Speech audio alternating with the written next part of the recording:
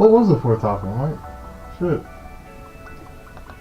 I don't have no fucking idea, Marty.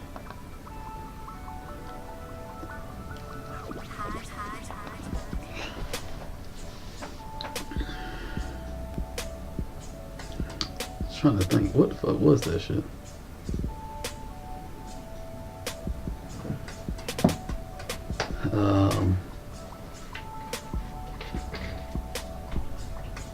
I feel like it was something silly too. I think it was something silly. Damn, I can't even remember what the fuck we've been talking about. That would have been silly as hell.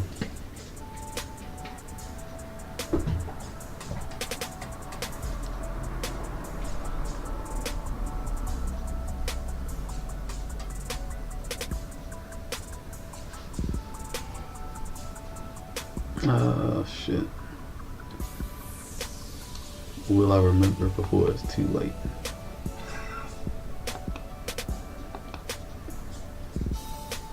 Oh, we gotta start writing this shit. Yeah, shit. That's alright. We can get there eventually. I don't know how. It's gonna come to the brain at the last fucking second. That's not good. We need to fucking think of this shit now. That's not good. Shit. Dang, I just thought about it. It didn't do a Tekken, did it? I feel like it might have. Dang, I feel like I just had it on my brain just now and just now forgot it again. Let's see what. Man, it's tough being old. Yeah. Definitely. It's tough being old. Fuck. I tell folks, man. Oh, I need to crank the shut up on my phone too.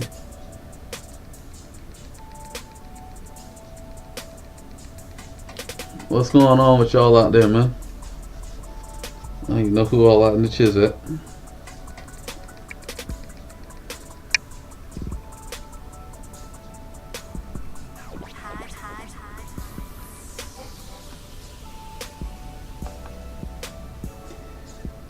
Oh, fuck. Marty, I can't even remember this shit whatsoever to save my damn life.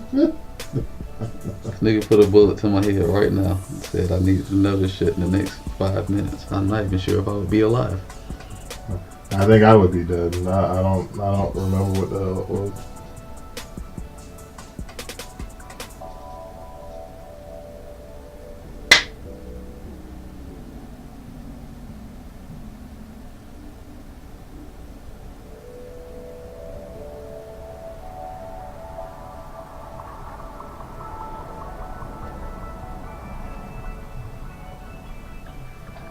Don't stop playing this game. Fuck.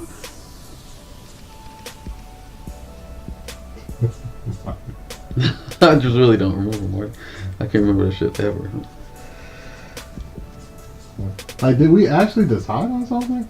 I think we did. We had 4 topics just now. I don't remember what the hell we were deciding on then.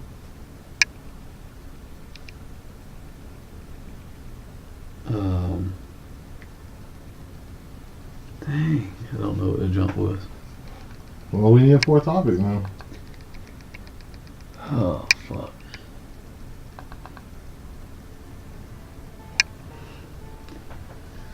What's going on, Bam CC?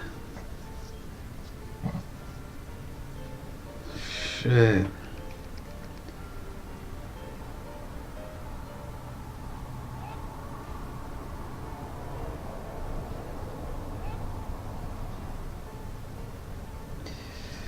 Man. No, was it related to what we were watching earlier with the dude? I don't think it was about the dude shit. I don't remember that one. I feel like it must have been something that was just silly as fuck. But I can't remember what the fuck it was. Everything I'm looking around, it's not giving a nigga no clue. Shit. Oh, I know what it is. The back page shit. Back page, yeah, that's right. That's right. Oh yeah, because I didn't know what the fuck back page was, so that's why I didn't remember. I was like, Like, did we even have a topic? Yeah, that's right. Well, that's gonna be mostly you. Oh yeah. Damn. Because I don't really have a lot to input. 'Cause I didn't know what the hell it was till you told me. Alright. Let me put that on here.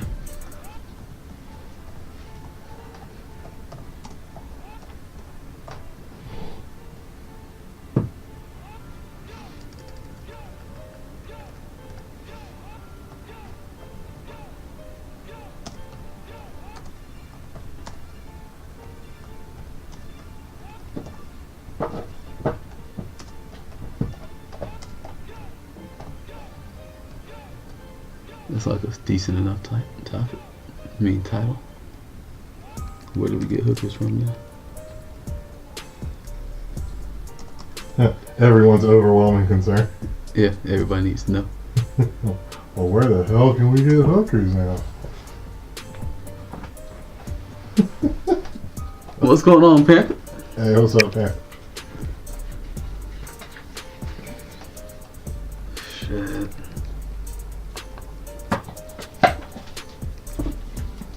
Man. Put my fucking head on. Are you alright? You're looking kind of rough yesterday. I thought you were just going to keel over on camera. It was definitely just, I was not feeling it at the moment. Mm-hmm. Oh, man. Alright, we about to start the show up in a little bit, y'all. Get a few more things in order, and we will be rocking. Oh, yeah. Very swiftly. Hope y'all been enjoying your day and shit. You know, it's been a pretty good day for me. Me and Marty been having a lot of intellectual, stimulating conversation. You know what I'm saying? As only real niggas do. You know how he gets down in the streets. Or in the couch. You know, whatever. Couch Street, same thing. Alright, and that is us. What's going on, y'all? What's happening? Your boy M.I. Sizzle. It's your boy Sexual Chocolate, a.k.a. Big Chocolate Nigga, a.k.a. Marty, the God. You know what I'm saying? What's happening with you? Oh, what's up? Oh, man, we got a good show for y'all today, man. Mm-hmm. Said it was boring and dragging. Hey, man, you got to make sure your day is always good, brother. You can't have a sorry-ass day. Yeah, that sounds like my work day every day. I don't do anything. Don't be like that, man. Yeah, I mean, it's just true.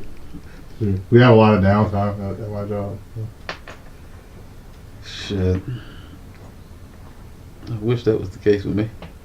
Well, I can't say that. I do got a lot of downtime at my job, and I don't be doing shit. So let me not Well, there you even go. let me not even mutter those fake ass words out of my mouth. That might do tag fighting game community Mark Henry. Oh yeah, the angry guy FGC Mark FGC Henry. Mark Henry. I forgot all about that shit. Oh yeah. Shit. Oh, niggas. Man, I'm in here with this goddamn phone. Why did I wait until I cut the stream on where everybody could see me to start working on my phone? I don't know. It's man, Mike. Y'all know how I get down, man. I get the shit right every once in a while. Might cut on the request line a little later. Don't know how I feel about it. Maybe I will. Los, what's going on with you, my G? Yeah, Agent Lowe's. That nigga definitely is not running nowhere from 9 to 5. Nigga ain't doing but running his goddamn mouth. We know how you do, my G. They told me all about your rendezvous in goddamn Midtown, man. What's up with that, brother? What's going on? Give me the word that that's not the case. You know what I'm saying? Let me know that they was just telling a fib on you, brother. You know what I'm saying? They told me you was kicking it with that nigga Siegfried. I know that can't be true because I'm Siegfried, you know what I'm saying? So there's no way you was kicking it with me. I was not in Midtown. I was in my goddamn bed laying the slave on that girl Sophia. You know what I'm saying? So definitely, no way it could have been me. You know what I mean? So I don't know what you was talking about, man. Maybe you was with Nightmare. It's a whole nother beast.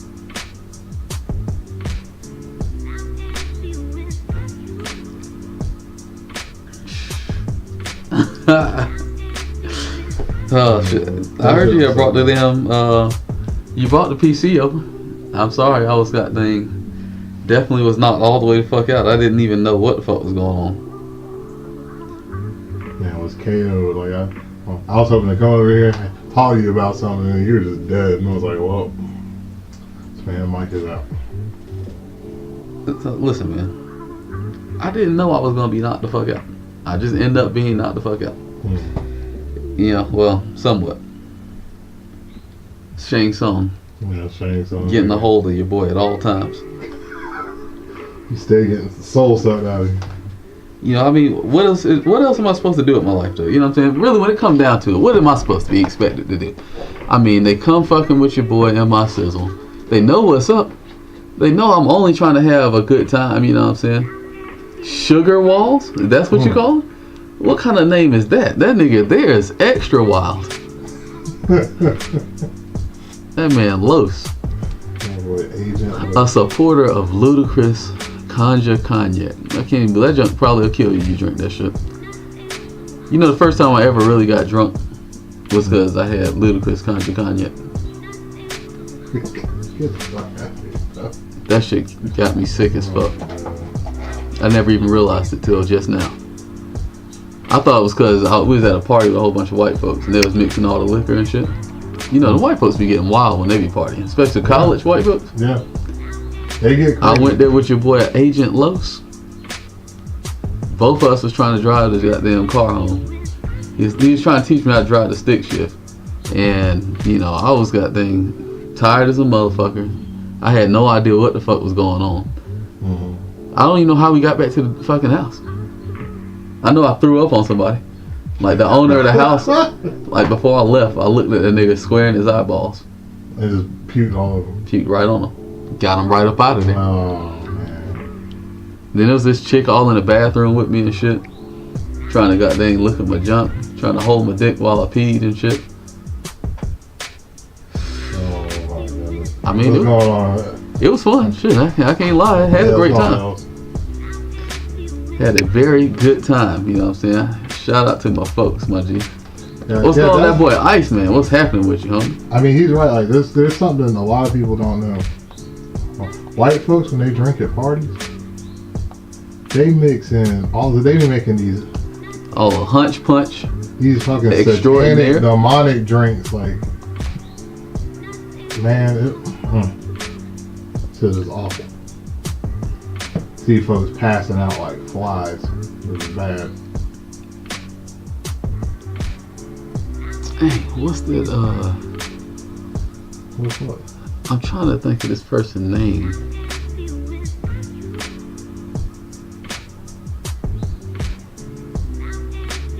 To invite them to this thing, but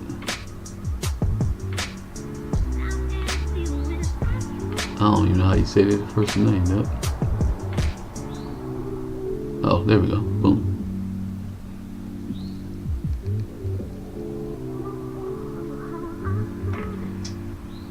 Dang, it's still busy there, Ice? Like, it was crazy yesterday. Hey man, people trying to get to that fucking money, nigga. They trying to get to that cash. Like, we were fucking swamped yesterday. I can't even... I didn't believe it was like that today, too. It just calmed down. Damn. It is like 8:15. Like when I called you yesterday or whatever, because you had messaged me on Twitch. Yeah. Or whatever. I didn't even get a chance to go on and check Twitch. Like, I left the building to go get dinner, and my phone gave me an indication you messaged me. I was like, damn, that was like 4 hours ago.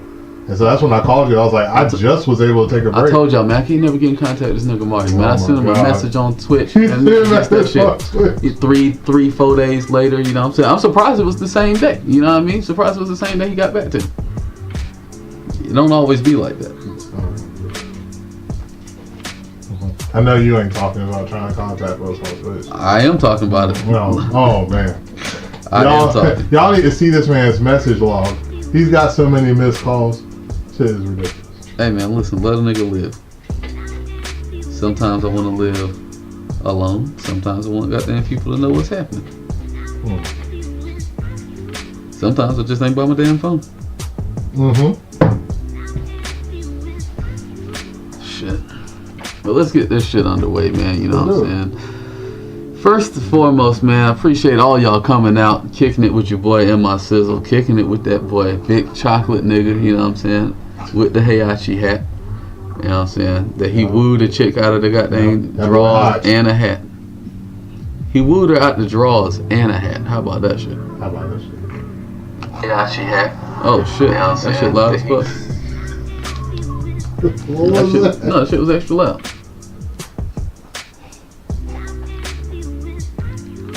Hella loud, actually. God damn. How come I didn't hear the theme music? How about that? I didn't hear that shit popping off. I mean, I don't know that many Asian chicks. What it's like. The only ones I really talk to are. Oh, here go this nigga Carlos. Or, you know, my ex who is with somebody else now. My friend Natsuko who. I mean, she lives in Japan. I said Natsuko, not Atsuko. Yeah, Natsuko who's out? No. She be doing karate and goddamn counters and shit? Yeah. Bitch be holding poses. A posing ass bitch. You know what I'm saying? She studies Aikido, just like Oscar. No, but she lives in Japan, so I don't really know that many Asian chicks. Well, sorry, man. Oh, you don't want no black chicks? I know some black chicks. I know some black chicks. Hey, Carlos? Carlos said Asian chicks or Latinas. He said, fuck them black chicks. Damn, that's fucked up. And Carlos said, man, I've been living around black chicks my entire life. You know what I'm saying? I've been getting to the black chicks. I want some of that new vegetation. You know what I'm saying? He tired of eating soul food. That nigga wants some corn stuck between his teeth. You know what I'm saying? You know what I'm saying? He wants some rice grains on his plate. Is that how you get down, Moji? It's all good. Nothing wrong with it. Nothing wrong with it, yeah. Oh man, it's so good to be at the show. Oh, whoa. Nigga, I was tired as hell last night. Yeah, I saw it. I was online playing. That nigga GL came through. He woke me up for a good while. But before that, man. You look absolutely soulless on camera. I was like, damn. This dude needs to just go to sleep. What's going on, Batman? Hey, what's going on? I promise you, I'm not coming with the chairs today, bro. I'm not coming with the chairs. You're safe. You know what I'm saying? I'm not trying to hit you with unblockables. Oh, man. It's just a goddamn good session right here. You know what I'm saying? It don't matter if black, white, Asian, Indian, Latin. Okay. Oh, I was just looking for some women. As long as they ain't African. You know what I'm saying? They ain't African, he's good with them. You're racist as hell. Anyway, speaking of which, man, let's get into this first topic, which has definitely got nothing to do with that, but let's talk about T6 Rage versus the T7 Rage, accompanied with the systems of combos. So first off, we're gonna keep it on the Rage, right? I don't know if y'all been watching the show lately, but there was a slight debate about the Rage in Tekken 6 versus the Rage in Tekken 7. Like, the mugs are even comparable. Not comparable at all. But somehow, we don't believe that they are not comparable for the same reasons, which means we have to compare them. Yeah, we have to. So, I'm going to go ahead and say what's up, man. We did a poll. You know what I'm saying? We did a poll. And I'm going to pull up the results of the poll as quickly as I possibly can. Did it on Twitter. Right now, sitting on the poll, we look at that thing. There is a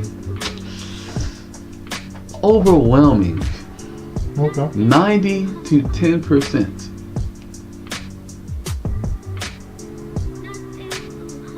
people prefer T7 Rage mode over the T6 Rage mode and bound system and versus the tailspin system. So we're gonna hear. Obviously, you know, I'm always the winning guy, so it must mean that I was on the 90% side. You know what I'm saying? So with that being the case, we're gonna let. So there are people who do cocaine every day. We're gonna let this man Marty try to plead his case as only a defendant should do.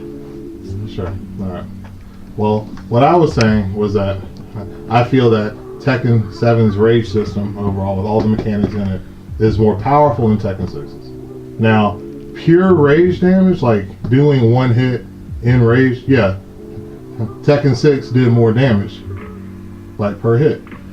But the numbers that I could find was you got a 50% damage increase in Tekken 6, and you got it within the last 5% of your health is when rage activated. It was 10% when the game first came out, and it was 5 in later builds. So using the latest build, it would be 5%.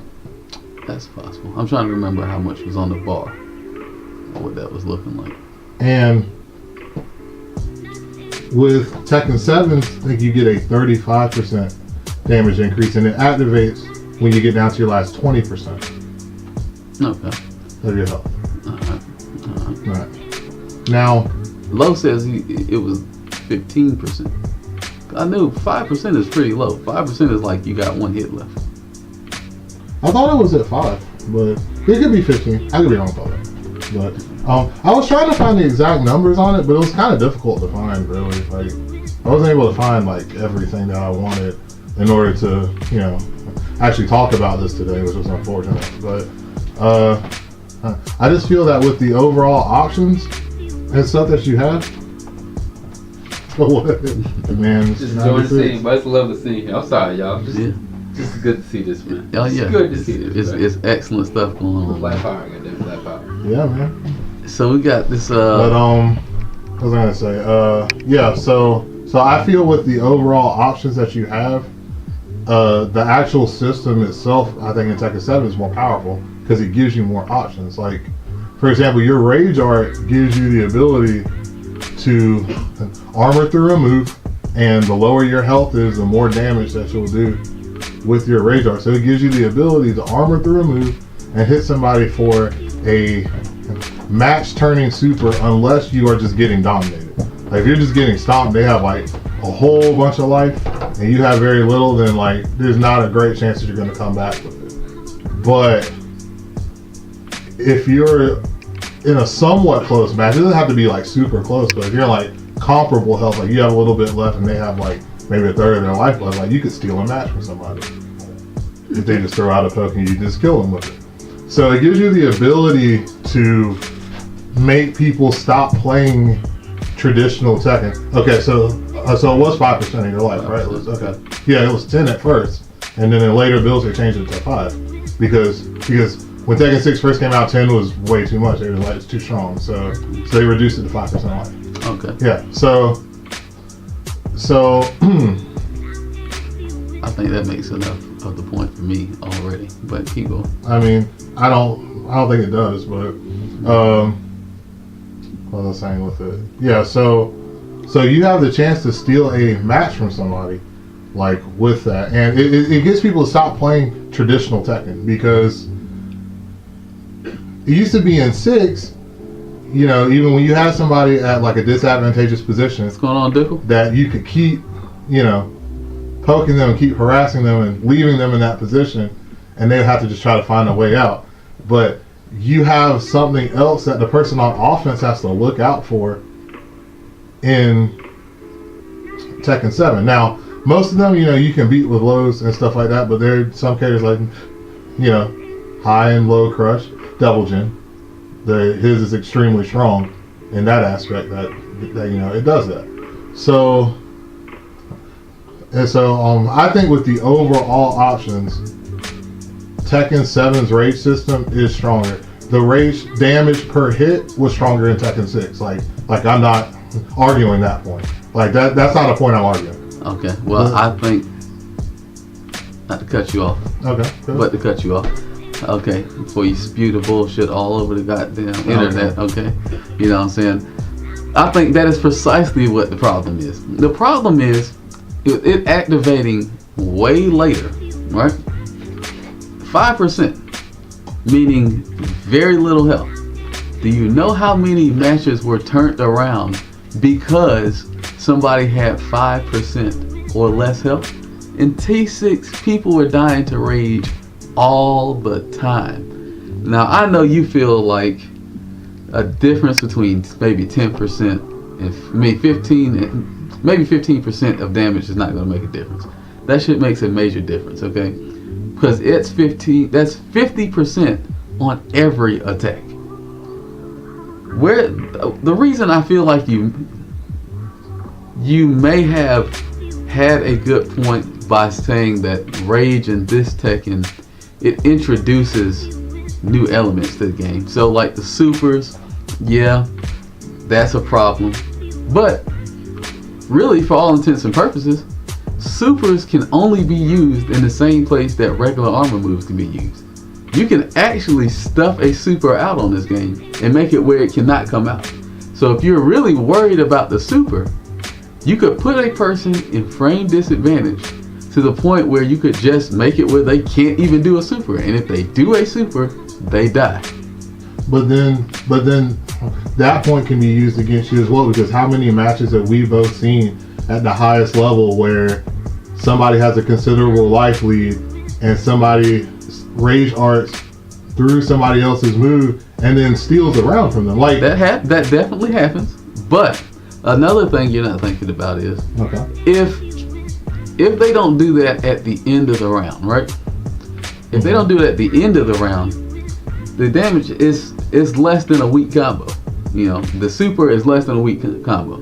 If they do it where it is maximum damage, so you get the benefits of both parts of the system. You get the damage per hit from your rage, and then you're fighting until you get to lower life, and then you get to use your rage art. Like that when you combine the amount of damage that you could get for hits added on to your hits, plus the damage you can get from rage art, that would give you more damage.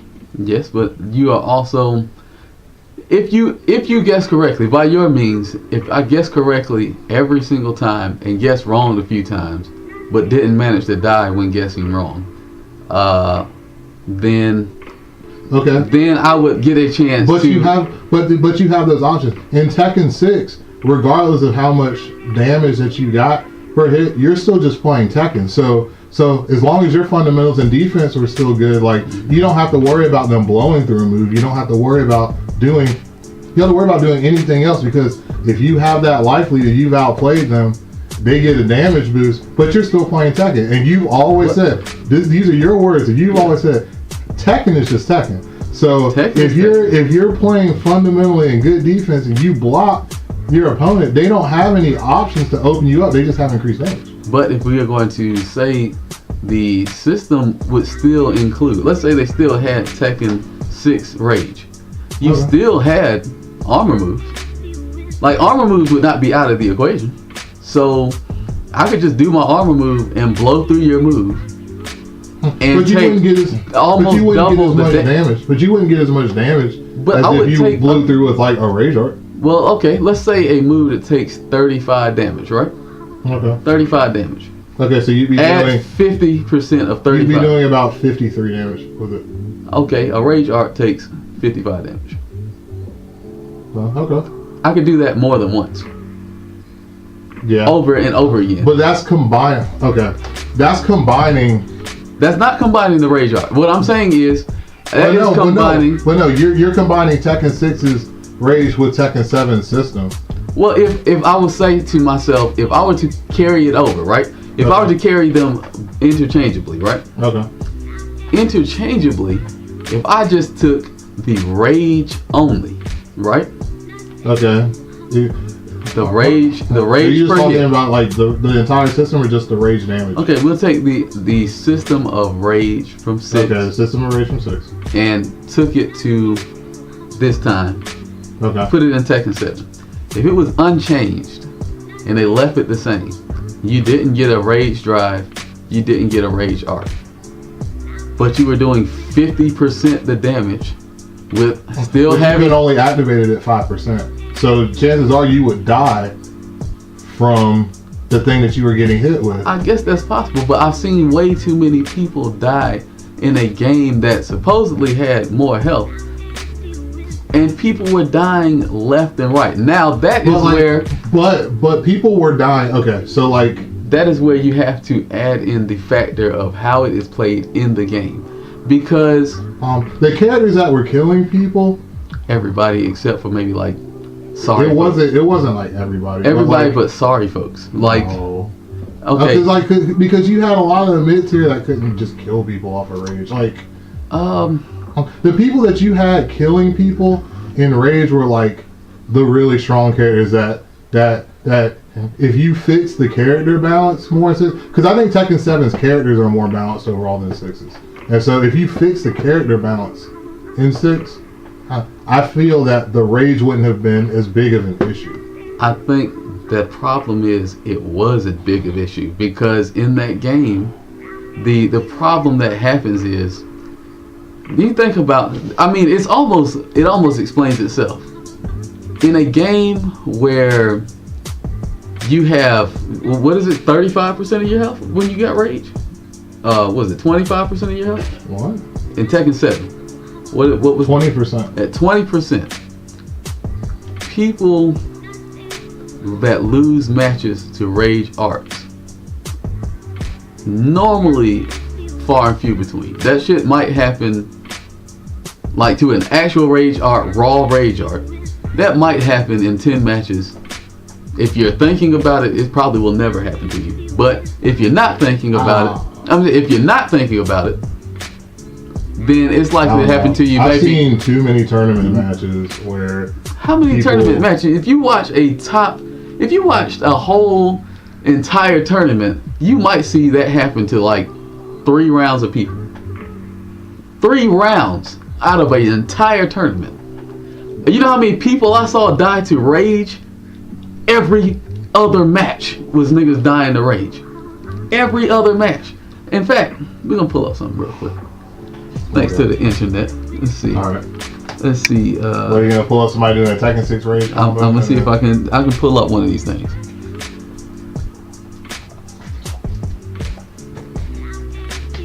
Because I understand that, you know, it was a while back. Shit was goddamn a little bit different. You know what I'm saying? Oh, wait a minute. I forgot about this shit. What shit? Rage was so ridiculous. Almost every character had a rage death combo. This is on a damn stage with no fucking walls. How you got a rage death combo on a stage with no damn walls? Okay, this is absurd. Look, there's no way. This can't be real. Ryan Fury. Okay, that's an item. T6 Xiaoyu combo. Xiaoyu was not even taking damage back in the day. How was she killing folks? I don't think you remember how cheap that shit was. I think the nostalgia in your brain tells you that nigga Lei wasn't killing folks, but motherfuckers was dying in this shit. No, there were characters killing folks. I never said that. I'm saying it was happening more often than people was getting killed by doing fucking rage arts raw. And in combos, rage arts don't take that much more damage. They add like maybe, 10 damage more. If you're lucky, if you're lucky, it adds 10 damage more to your regular combo. Or I can only say for King, it adds like 4 points of damage, rather than just doing the power bomb. Now I know King's a special case because that motherfucker is definitely a different person. Wow, this motherfucker got tons. I can't even believe there are tons of rage combos. I might have to show y'all this in a second. This looks ridiculous. Okay, that was ridiculous. Now I will say some of this shit is requiring you to go through a ground, but these are not out of the cut. That was a fucking rage. Okay, wait a minute. Wait a fucking minute. Now I gotta see this. No, I'm about to cut it on. You can see it on your damn phone. Maybe he did it unblockable. Maybe I didn't figure it. Let me pull it up for the chat, man. Because what I just saw was that was disturbing. What I just saw, nigga Roger Jr. just killed the nigga with a damn. Let me see this shit. I'm about to pull this shit all the way up. Oh, this. Let me play this shit. I gotta come over. Let me see this shit. Let me put the goddamn screen. This is what I'm talking about. This shit here. I'm about to show you how practical these fucking combos are. Nigga, Marty done pulled up behind you, boy. Oh, He yeah. want to see what's going on. Some of these combos is not that ridiculous. Now, one of them's kind of ridiculous. It hit you with an item move, but the item move don't take shit. All right, let's get past all that bullshit.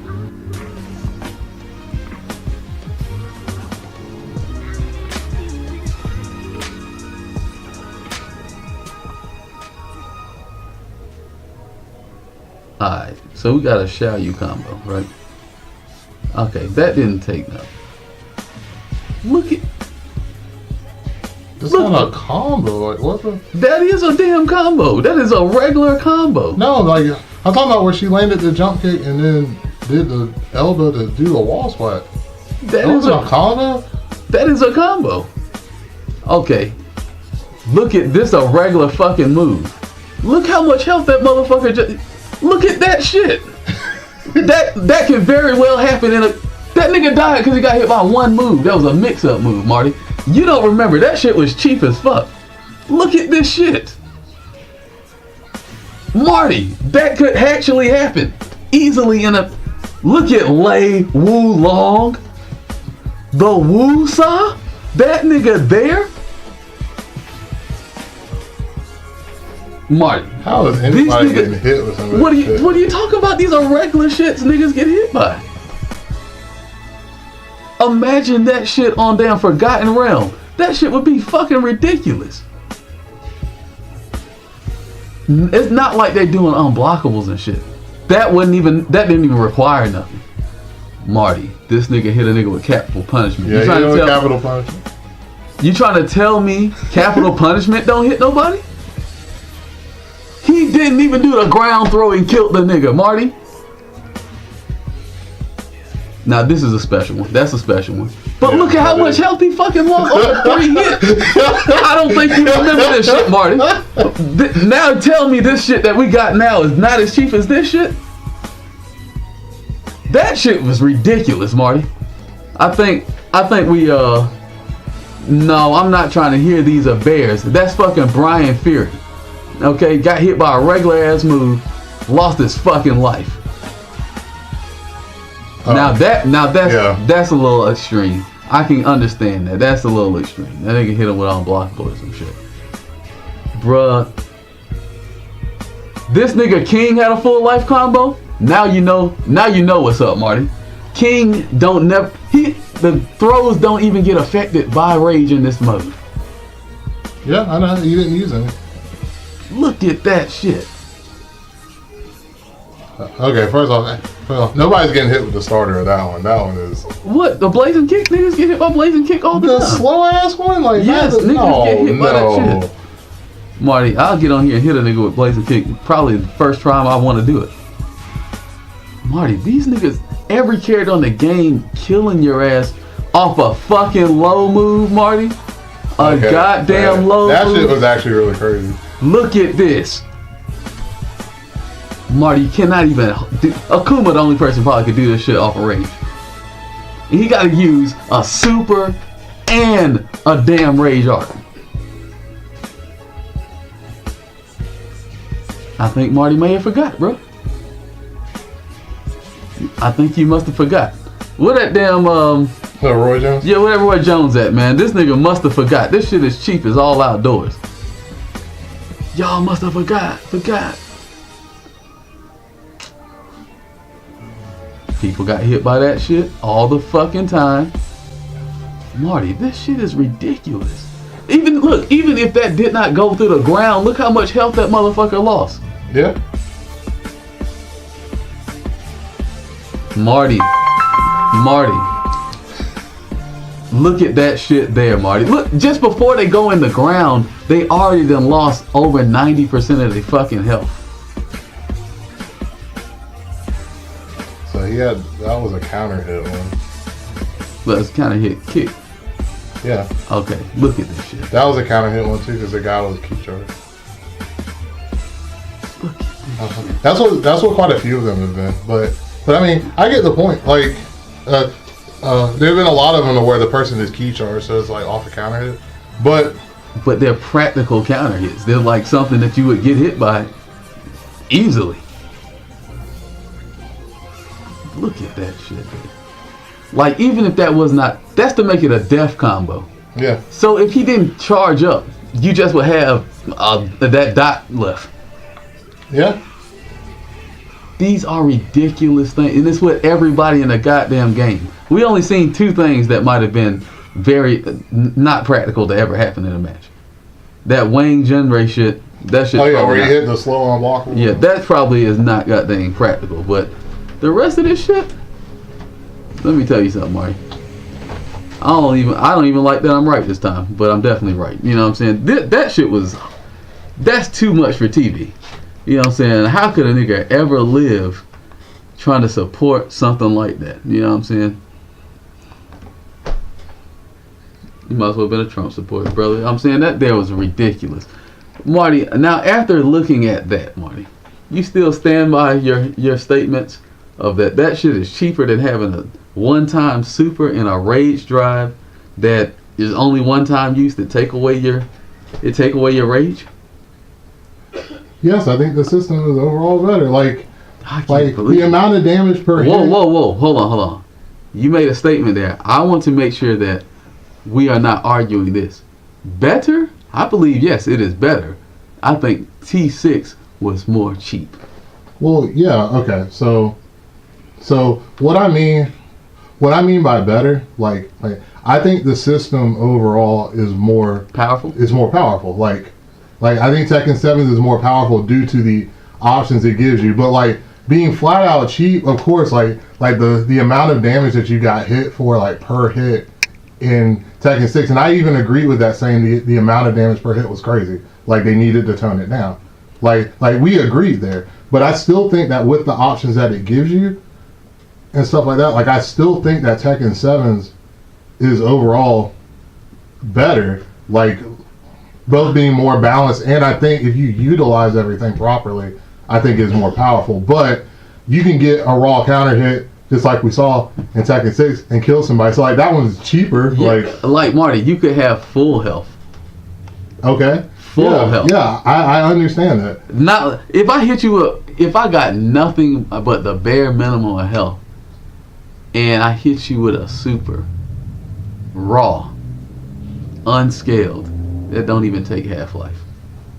Yeah, I think it takes a little bit less than half, but something like that. That should let you know that junk is highly ridiculous. That junk makes no sense. A nigga do a goddamn down forward too and leave me with damn 20% of health left. You know what I'm saying? And then I won't even be in rage yet. I don't even get to go to rage. I don't even get to put him in a scary situation. Motherfucker can stand back up, stomp on me, low kick me. I get up and get low kick. Well, he's already in a scary situation because he's at 5% life. Except for he's standing over my body, and if I get up and get low kicked, I lose. If I stand up, if I stand up, the low kicks aren't gonna take. Marty, the low kicks was taking 20 damage. Marty, 20, 25 damage sometimes. Marty, I remember that shit distinctly because it's been plenty of times. You get a 50%. You get a 50% damage increase. If they hit you with they would have to hit you with like a 15 damage low kick. And then you would take like 22 damage. 22 damage for a fucking low kick. That's strong. Like that's strong. We agree. We agree with that. Like we agree on that. I didn't disagree with. No, that's strong as fuck. That's strong. I agree with that. That's not what. Okay, so what I was saying about the pros and cons were like you get absolutely more raw damage in Tekken 6 Rage. I was not arguing that. No, we are agreeing in that. We are in agreement with that. What I'm saying is I think Tekken 7 system is more powerful due to the options it gives you. So your pros for Tekken 6 would be huge damage. Huge damage. Your cons would be you would have to be within one hit of death. Possibly, yeah. You're at 5%, like just 13. Like most things are gonna kill you. Okay. In one hit. What's that? So like you're within one hit of dying. And you don't have any options outside of what you already been using the entire time, so it can be hard to open up your opponent to get that hit that you need. But if you get the counter hit that you need, because most of those were counter hit combos, Most of those work. Most of those are counter. Because most of the time the people were key charged. Mm-hmm. So you get the counter hit that you need, you're going to kill somebody. Okay. What I'm saying is in Tekken 7, you get less raw damage per hit and less raw damage overall, but you can put yourself into situations like even though you're at a health disadvantage, you can make it wary for your opponent to press their advantage in a lot of situations. And you see it happen all the time in tournaments. So that's why I feel it's more powerful. It's not as cheap or as brain dead because like I said, you could get a hit in Tekken 6 and kill somebody. Like, yeah. Well, I will put it to you like this. I understand your points. You make very valid points. I experienced both of them thoroughly, and I've seen both of them in action. You know what I'm saying? Oh, I mean, I already know what you're gonna say. You think Tekken 6 is way more powerful in every aspect just because of the raw damage. That raw damage outweighs the mind. Like, this is how ridiculous it is. You were scared. Okay, you were scared on this game to like press a person because they might cut their super on. But if you got a full life bar, you know what I'm saying, and you press a person, they cut their super on. But see, that's the reason why I said at the beginning of the argument, I was avoiding extreme situations where you were just stomping an opponent, and you have a gigantic life lead. Like even if you're at like, let's say that you've gotten them within like their last 10%, and you got like half life left, or like close to half life left, and you do something and they go through your move with a super, they're going to kill you. No. Or come very close to killing you, and they need a poke to finish you off. Like, okay, if you have half your life left, right? Mm-hmm. And they did the strongest version of their shit. I mean, unless you're by a wall, in most cases, them shits. That's not true at all. Like, there's been good pressure by good players, and they've gotten hit with stuff like that, Iceman. It's not just because like, oh well, it's not good pressure then if they were able to cut on their super and blow through your move, because that's not true. We all know that's not true.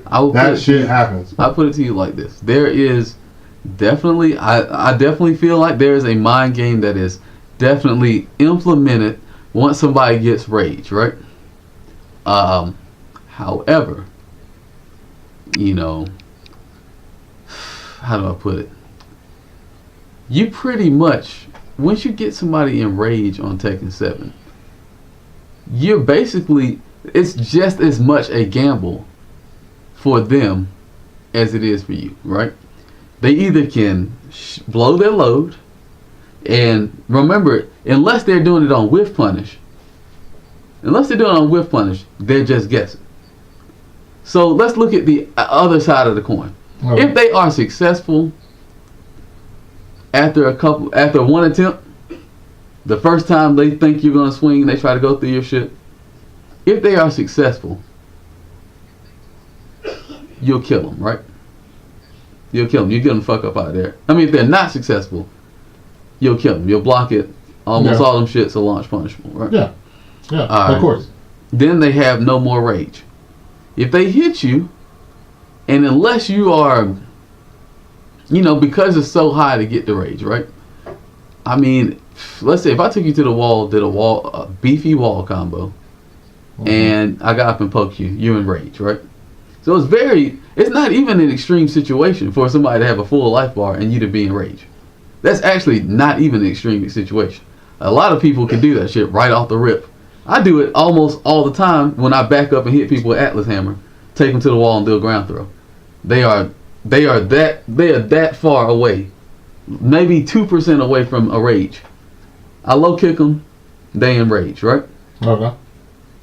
Even if they hit me, even if I beat them within an inch of their life, and they hit me with their rage drive, they rage art. So now they have to play regular ass Tekken. They got no more bonuses. They blew their load, and they can't even afford to sit around and not play Tekken because the boost that they get from hitting me with moves is it's almost not even noticeable unless you're doing a big ass move. Like, unless you're doing a big ass move because of the way, maybe it may be the way they have the scaling in this game, that could play into it. But the way they have the scaling in this game, unless I'm doing a big ass move, that 35% is not doing shit. You know what I'm saying? So it's not like in Tekken 6. I was scared to get low kick 3 times, man. 3 low kicks was taking more than combo damage. And that was what was ridiculous about it. Because it was like, okay, yeah, I only got to hit you 1 time. But I can't just be swinging willy-nilly. Because what if this motherfucker sidestep my attack?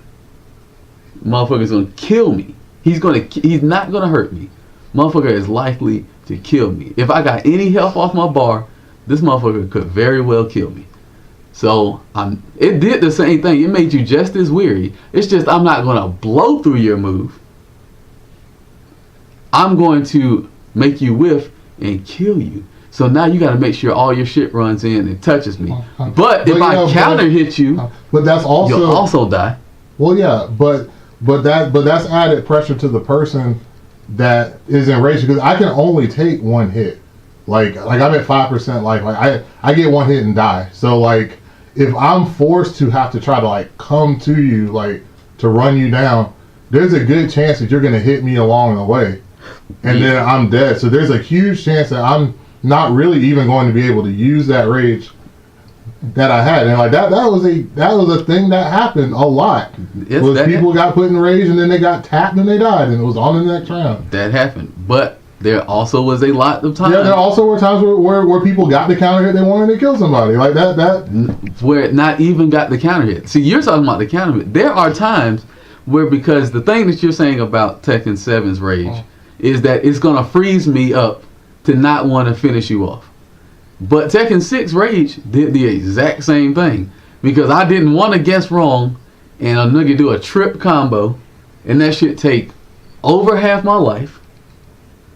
If I had any health off my bar, the next hit was going to kill me. So then this motherfucker got up because I let off my pressure. And then I tried to do something and he sidestepped my shit. He acted accordingly and killed me. If I act accordingly, I won. And same thing could happen here, because you at 35% of health, any sorry ass combo could kill you. So let's just say I did like a death fist, you dead. If I hop kicked you, you dead. If I did a strong mid or some strong move, you're almost dead.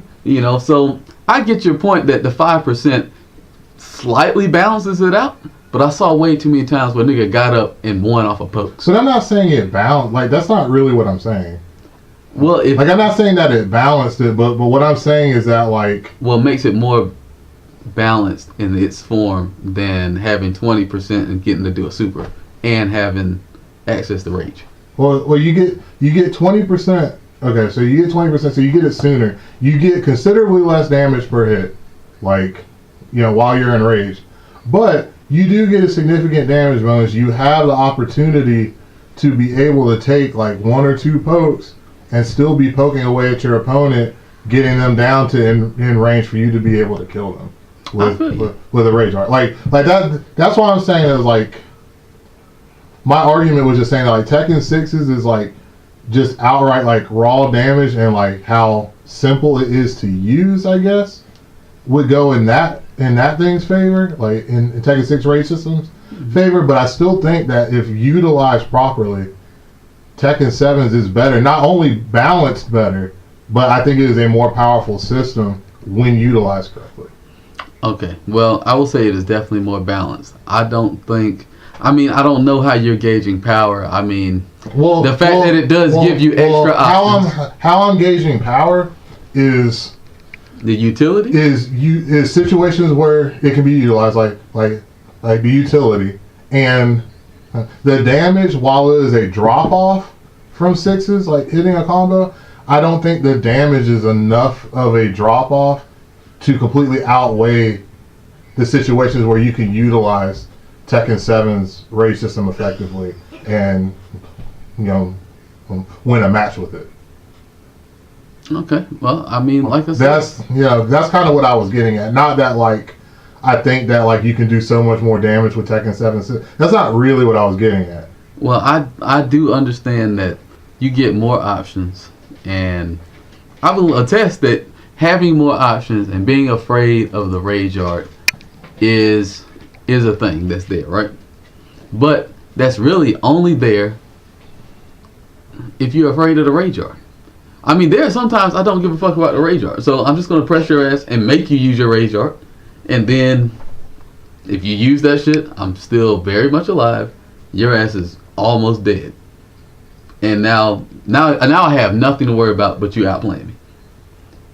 Whereas in the old game, but that's the point I'm making, is that you didn't even have to worry about all of the other stuff that you said before you have to outplay me in Tekken 6, because they didn't get any additional options with the rage. They just got a lot of damage, but like they're at 5% and you've been outplaying them anyway, so like you just have to outplay them for one more hit. I get that. And I mean, that can still, because 35%, 20% is not that much on a bar. I can outplay you with one hit there. I'm not saying, okay, I'm not saying that like it's that much more, but like it's even less, like 5%, man. Like, it's bad. Yeah, I get you. It's definitely bad, Marty. Look, we're definitely not going to argue that 5% is getting your ass. Yeah, I know. If I do a combo and leave you in rage, then yeah, I could get your ass the fuck up out of there, right? I do get that. But the problem is, I've experienced, and I've seen way too often that little 5% carries a nigga, because there's no chip damage in fucking Tekken. I mean, I've also seen the 20% carry people because you get the damage boost and they're able to do a combo, have somebody get up, and then fucking rage on them and they die. Like it's yes, you can describe that situation. But what you can describe that situation in both, but it is like you don't get any additional options with the 5% rage. Like you can literally just get them up out of there. But the damage is so. That's what I'm saying. The damage is so high. You don't need no other options. Because the damage just was so fucking ridiculous. It was like, if you had any other option, you wouldn't even be. I would let niggas put me in rage, because I'd probably automatically win the match if I had any more options to that shit. Think about, that's the thing. Like, even with the new rage drives, I mean, if I'm gonna put myself, okay, if I'm gonna think about the rage art, right? The rage art has to hit. If we're talking about it going through moves, I have to noob out with it, right? So if I noob out with it and guess correctly, I've blown my rage art. You know, I've blown my rage altogether, and unless it killed you, now you still got to outplay me in Tekken, and you got no more rage resource, and you've made several decisions. In Tekken 6, because you're in rage, niggas were scared. Like, it was like, okay, if I don't do something that got a guaranteed hit, I'm telling you, Marty, I've watched it and I experienced both. I don't like the supers. Don't get me wrong. I experienced both too. Like, I hate the supers. You got like I didn't play Tekken 6. I know you did, but I think you forgot. Just the way you was looking at that damn rage video, he's like, wow, that shit was ridiculous. Yeah, I remember. That shit was ridiculous. I remember shit being like that off niggas doing down forward too. No counter hit. Whiff punish him with down forward too. Taking a nigga to a wall. And this is where I think we have to also bring in the other systems. Because if you talk about rage by itself, yeah, if I was to only look at numbers, rage by itself, only, you might have a point. I got only one hit left. So I turn into Incredible Hulk until somebody hit me. Versus I can be, I don't know, fucking Grey Hulk or some shit, and have slightly more intelligence and goddamn slightly more stuff to my advantage, but my attacks don't take. But you have less damage. Yeah. Now if I only looked at that and it was two mechanics on the wall, maybe I would be agreeing with you. However, that's not what we're looking at. We're looking at two mechanics in the two games that they're in. And in the two games that they're in, though, that one far outweighed the benefits of this one in this game. In this game, you got a super. Yeah, it's cool. If you fuck around and do that shit and I block it, your ass is definitely dead. If you hit me with it, I might not even necessarily be dead. And now you're back at square one. In Tekken 6. But you also have your rage drive. Okay, you got and the rage send a drive. combo, get someone to the wall, get huge damage off of that. We both have seen that happen. I've seen that happen many times. Now I will say the only person on Tekken 6 where I feel like that shit is an actual game changer is Katarina. Now Katarina, her shit is utterly ridiculous when we're talking about using it in a combo. You know, not just throwing it out. Because, I mean, at that point, it's just another mix-up move. You know what I'm saying? But when it's actually in a combo and it's a guaranteed added tool, her shit's ridiculous. Her shit, first the combo take you all the way across the screen, and then that shit add like fucking 30-something points to the end of the damn combo. Her shit is highly ridiculous. But there's not too many people where they're getting super gross damage all the way through the combo, then ending the combo with super gross with the rage drive, then getting super gross damage. Not too many characters have that shit. Without hitting you, they can get you to the wall though. Not even all of them. Not even everybody. Because some people's shit, the best they do is bounce you off the wall and hit you again. The people that get the most benefit out of this system, out of rage drive system, King, Asuka, Dragunov, and Brian, I think. Katarina as well. And Katarina. Jin gets huge damage off of his. He hits his. Yeah, if he hit it, but the utility of that shit is not the best. That shit is just. But you can use it to extend a combo, take someone on the wall, and then Jin is crazy shit on the wall. Like if I put somebody on the wall, I can get 1, 2, 3 down 2 guaranteed. Like. Yeah, I guess you got. It's huge damage. That is huge damage. It's huge damage. So if you can manage to hit somebody with it, if you put in a combo, I don't know what combos he got that he put it in, but I'm sure there's a combo. Yeah, there's combos in it, like because his is so many hits that like and he drives so far forward, you can take somebody to the wall with it, and then so 1, we'll 2, throw 3 Jin. down 2, get huge damage. We'll throw Jin in there. Kazuya apparently, Heihachi, according to the chat, Akuma, Kazuya. I'm talking about like these are bar none the gross ones. Okay, everybody, if you guys got like a hit added on to some shit, then you know it's whatever. Yeah, you can block the first hit. I'm talking about in a combo where you're using it to drive someone to the wall. Like you can get huge damage with Jin's rage drive if you put it in a combo. You take them to the wall, and then you get guaranteed 1, 2, 3 down 2. That's big damage. Now, how practical are these combos? Because I'm talking about some shit that is going to happen every time. Jin's is practical. I mean, I don't know what his combo is, but I do know that. No, we're not talking about the ones where you don't land a hit. We're specifically talking about. We're talking about only the ones that are damage. guaranteed in a combo because nothing else is guaranteed. You know what I'm saying? If it give you +8, then it's just another mix-up. Yeah, so like, we're not talking mix-up. about that. But we're not talking about that. You know, the idea that junk added damage to your combo. You got some nasty combos, but there aren't too many situations where a nigga is done outside of Katarina. That shit just always take you to the wall and that junk has killed me every time I got hit by it. Yeah. But that's because that shit just is it's full damage at the end of the damn combo. That don't make no fucking sense. But I mean, you're right. Outside of that, there aren't too many people did a combo off rage drive, and I just seen all my life disappear from a substantial amount of health. Now, if I got like less than half, or if I got half, yeah, they'll take half a life bar. I've seen that. But that just goes to further my point. That rage in Tekken 6.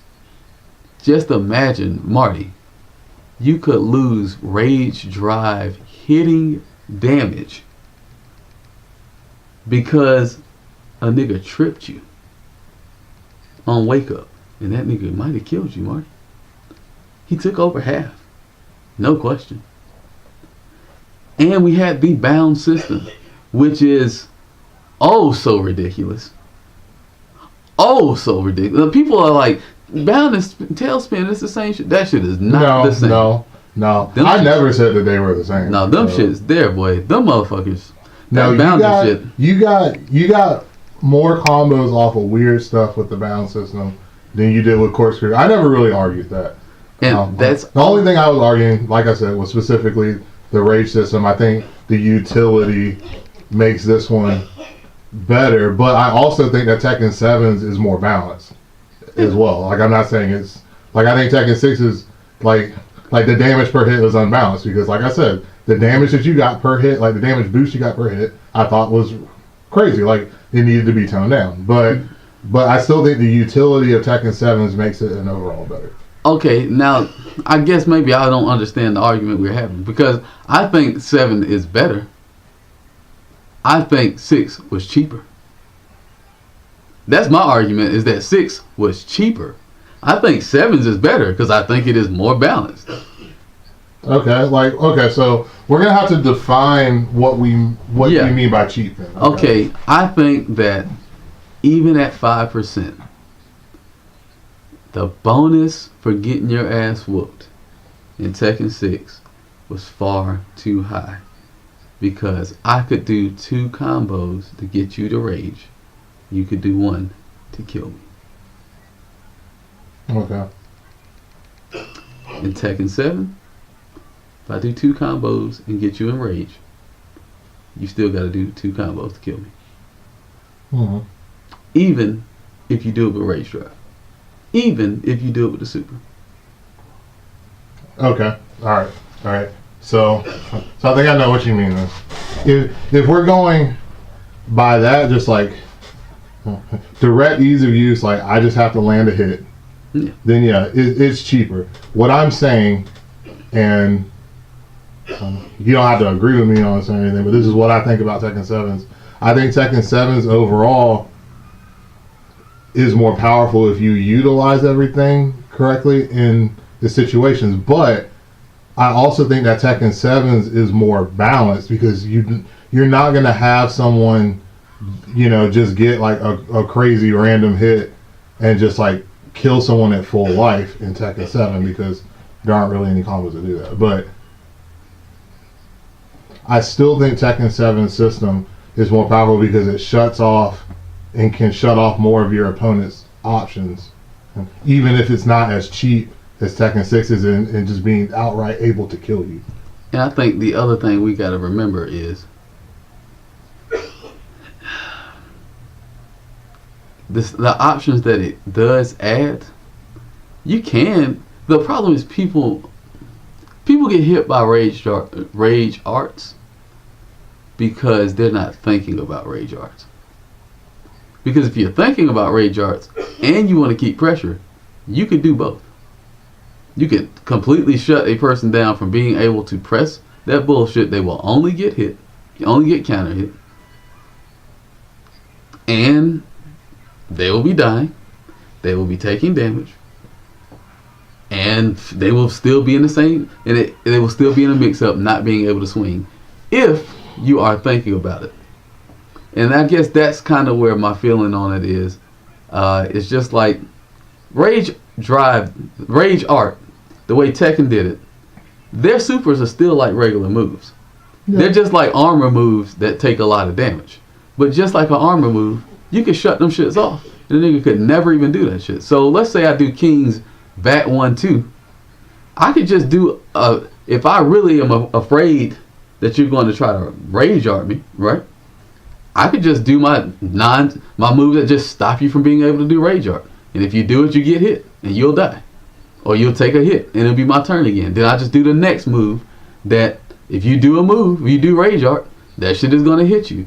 And I could just, if I really didn't want you to ever do the rage art and I wanted to keep my pressure on you, I could actually do that and you would still be screwed until you till you guessed correctly and got out of the range. And at that point, we're just playing Tekken. You either gonna do this big ass stupid launcher move, or. But see, that's where I said that you were being hypocritical at, because if that's going to be your thing that makes it okay, then why isn't it okay in Tekken 6? Because you're always just playing Tekken there because they don't have any other options, and you only have to land one hit. Because what my difference? Because of the potential that they could kill you. No, but this is what I'm saying. If I can stop you from doing, like, obviously the big deal is the rage art, right? But if I'm worried about the rage art, I could just make it where you can't do the rage art. You could do other shit.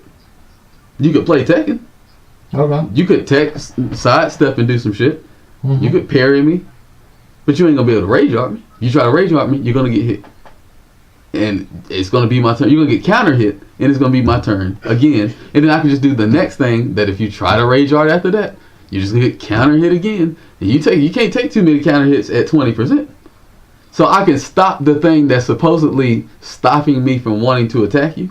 The problem that people go into is they want to get greedy and do extra shit, and somebody wake up and do the rage art because you're not thinking about the rage art. Well, I mean, we weren't only talking about rage arts. Mm-hmm. NBA, we were actually talking about rage drives for quite a few minutes before we just started talking about this. But yeah, I mean, there's some rage drives that are really crazy too. Like, yeah, some rage drives that are that's also part of the system, and that's another part of the system I was saying that I feel makes Tekken 7's, not only just more balanced overall, but also stronger overall. Like not in raw damage, but in utility. Okay, and I don't disagree. I think that we just using different terms for different points we're trying to make. You know what I'm saying? Because I mean, like okay, you can cheat somebody harder with Tekken 6s just because of the raw damage. So like you could land your hit or whatever, like you were at 5% or whatever, and you guessed that this guy was gonna go low, and you just hot kick and kill him. Like you could do that, but it's like you have limited options, and the guy could just make you play Tekken, and you don't have any options around playing Tekken. But at least with Tekken 7s, you have options around playing traditional Tekken if they try to force you to do so. And that's where I feel the utility can make it stronger, because you can they actually do need to take rage out altogether. I agree. I don't believe in rewarding folks for getting whooped.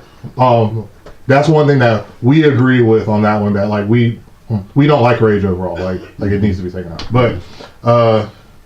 But yeah, so you can limit your opponent's options more if they try to just make you play Tekken, and you have a little more life to play with, as opposed to if I get hit, I just die. That's true, and that's what I'm saying. That I guess where my problem, I mean, in the only place, and I guess we're just gonna keep bumping heads here. Yeah. My problem is, if I'm worried about the rage art going to kill me, and I'm just worried that you're not going to try to play Tekken, and I'm worried about the rage art, I could stop the rage art, right? Mm-hmm. But the amount of things that could kill me in Tekken 6, like you just get up and I just think you're going to go low, and you fucking get up and hot kick me or some shit, I'm dead. If I try to make you play Tekken, and you just run over and do like 3 low pokes, you've done a whole combo to my ass. Like, am I going to just swing? No, because I know it. I can't just throw moves out and whiff, and then you launch me, I'll fucking die.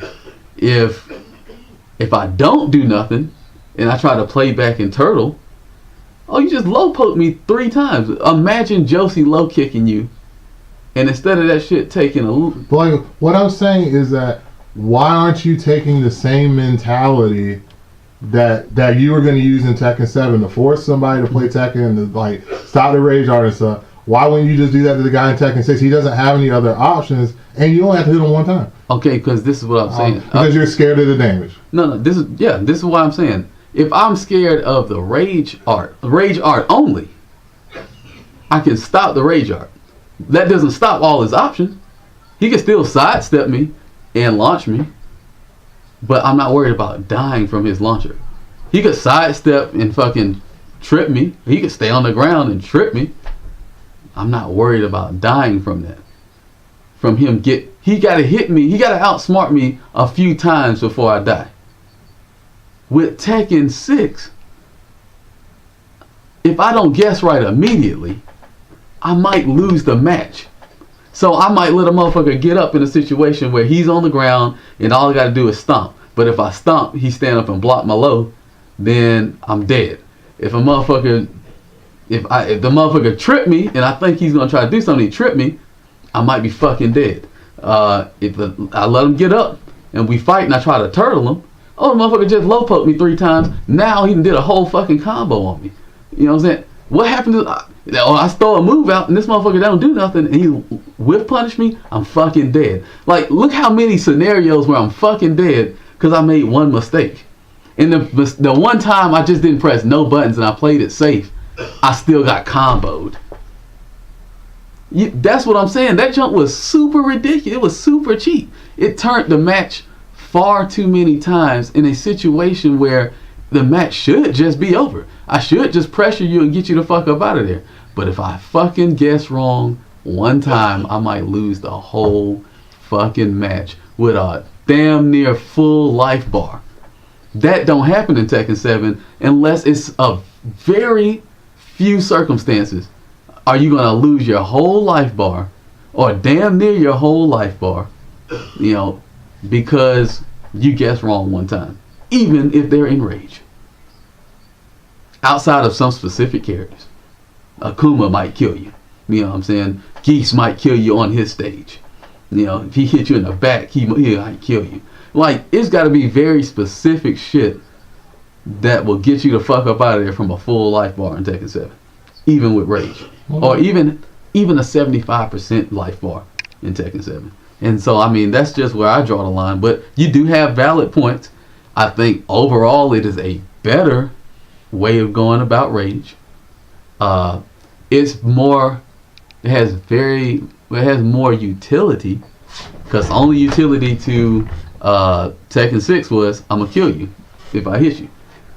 This one, you know, I could possibly get frames.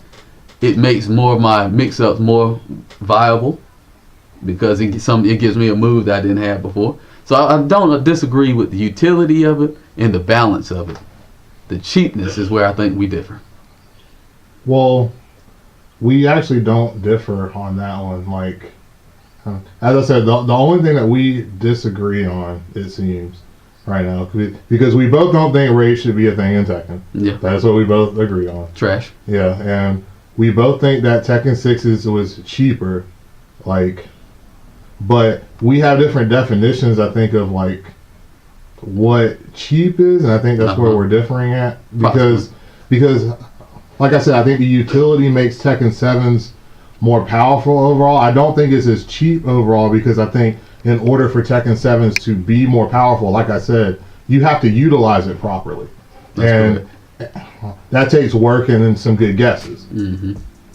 But yeah, Tekken 7's or Tekken 6's is just like, well, if I just luck out and get this hit on this guy, I could kill him. Yeah. Like, so it's easier to use and easier to cheat somebody out of a match. Mm-hmm. So I think those are the 2 points that we're going at. Okay. Well, I think that was a fruitful discussion. I think the points are made well on both sides. Now let's move on to this next thing, because we also were having a conversation the other night, and some of y'all might not like this shit, you know what I'm saying? Y'all can blame this on Marty, you know what I'm saying? He said it was about nostalgia. Now, if y'all aren't familiar with what nostalgia is, you know what I'm saying, I could pull up let me pull up something on the internet, pull up the definition so you can know what it is. Pretty sure y'all have heard the term before. Let's see.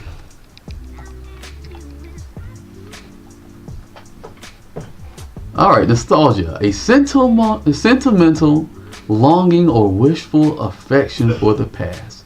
Typical for a period or place with happy personal associations. Happy personal associations. Mm-hmm. Marty looks the shit on that. Okay? You know what I'm saying? He really looks the shit on that. You gonna set me up like that? Is that how we're doing it? So, Marty says, all that nostalgia you ever had, that's bullshit. It's trash. It's garbage. And the cartoons you liked when you was growing up was made for retarded children. You know, made for retarded people, and you like that shit. You know? Hey, Marty. Take the floor, Marty. Take the floor, Marty. I can't believe you set me up like that. Okay. So, basically what I was saying is that nostalgia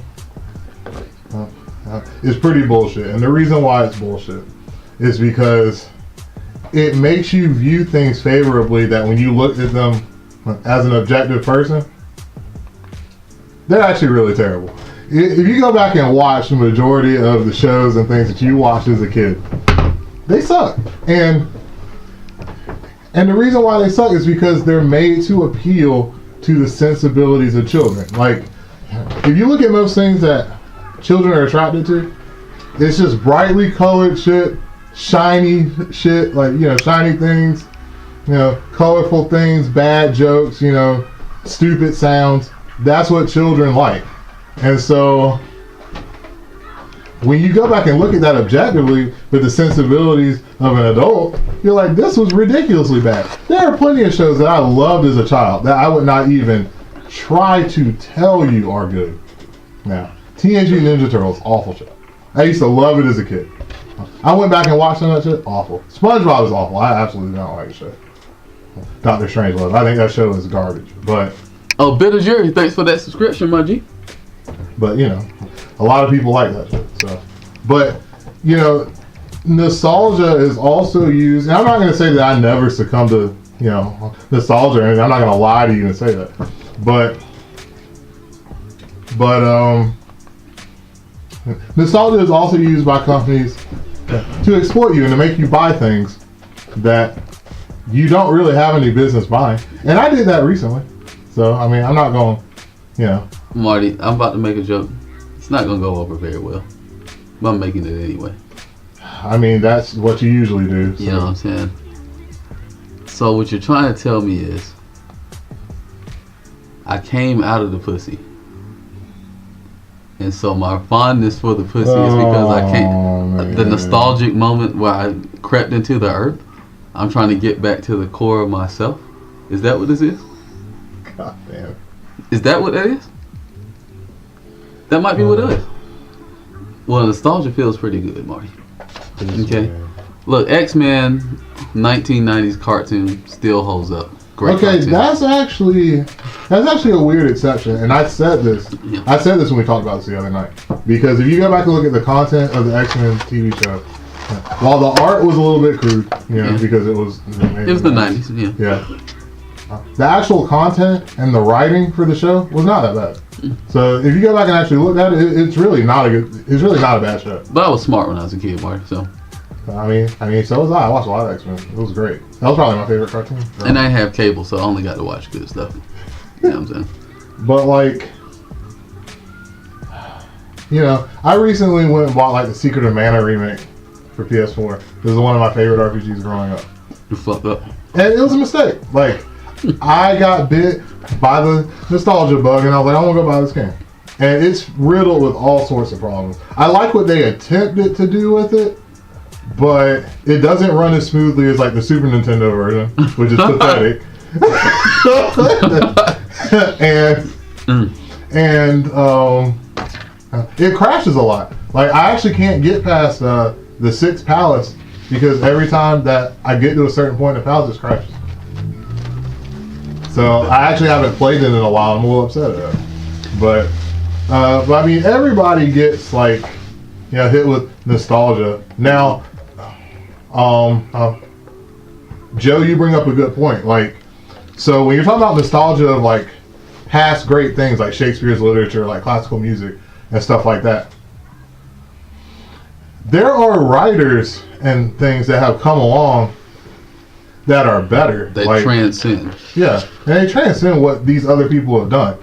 But people have such a respect for the foundation and stuff that those people have created. It's just like athletes. Like, there are better athletes that have come along and do what past athletes have done, right? Mm-hmm. But some people are so in love with past athletes that they're fucking like, oh, nobody will ever surpass this in my mind because nostalgia. I was a kid when I saw this guy do this, and it was the most amazing thing I ever saw at the time. So nothing will ever top. And it's like, nigga, you were 8. Like, plenty of things have come along that have surpassed that. Now, this brings up a question that is interesting. I just thought about. It's not a topic, but okay. When is nostalgia? Like, when is it confirmed as confirmed and solidified? How do I really put this? Basically, is there more reverence for the thing that started it all, or the person that approved upon it? Okay, give you a good example. Let's say my nostalgia was with, fucking the Nintendo. Right? Obviously, we know all modern systems far surpass the Nintendo, right? Yeah. But were they better than the Nintendo? Like, the Nintendo was, well, I guess the Atari was out. But let's say Nintendo was the first thing ever, right? Okay. It branched off and made all of it possible. You know what I'm saying? Or let's go even with the writers. I guess that's a better example. The writers. Let's say Shakespeare, right? Mm-hmm. They say that all literature now comes from three places: mythology, Shakespeare, and the Bible. All stories are based off that shit. Now, yeah, obviously, if you laid the foundation for how to write a story, just like rap, Kendrick Lamar is a far better rapper than, like Curtis Blow, But if Curtis Blow laid the foundation, is it wrong to hold that in reverence? Even though it's not as good. There's a difference between holding something in reverence and denying that things are improving. Like, okay. There's a difference in that. If you were to sit there and be like, man, there's no way Kendrick Lamar is better than Curtis Blow as a rapper, I'd be like, you're ridiculous. Tough argument, like, because it's a tough argument. Is it? No. And so, like, but that's what people do. Is they're like, oh man, like, there's no way you're saying that this new person is better than this person in my mind. That's the greatest ever because he was a source. And that's not to say that you shouldn't respect the source of things. Like, that's not what I'm saying at all. But what I am saying is, like, when people are trying to look at things objectively and say, like, oh, this is better to have done this, or this is the greatest to have ever done said thing, or whatever. It's like, no, that's not true at all. Like, there are things that have surpassed this in performance and stuff, but you're hanging on to this because you have a fond memory of this happening when you were a kid, or like when you were younger, or like you have fond memories attached to it. But it's like, that doesn't necessarily make it a better thing. That might make it better for you personally. You might feel better about it. But like, if you're going to look at something objectively, no. Okay, my next question possibly is there anything nostalgic that has been approved upon, but is still, the nostalgic object is still the better version? Oh, sure. I mean, you can look at, like, there's movies, like video games.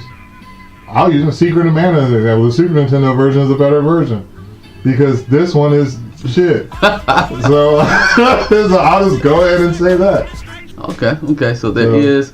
Oh, this guy's saying 90s NBA versus present day NBA. I don't agree. I think that the amount of skill that you see currently is higher than in the 90s, but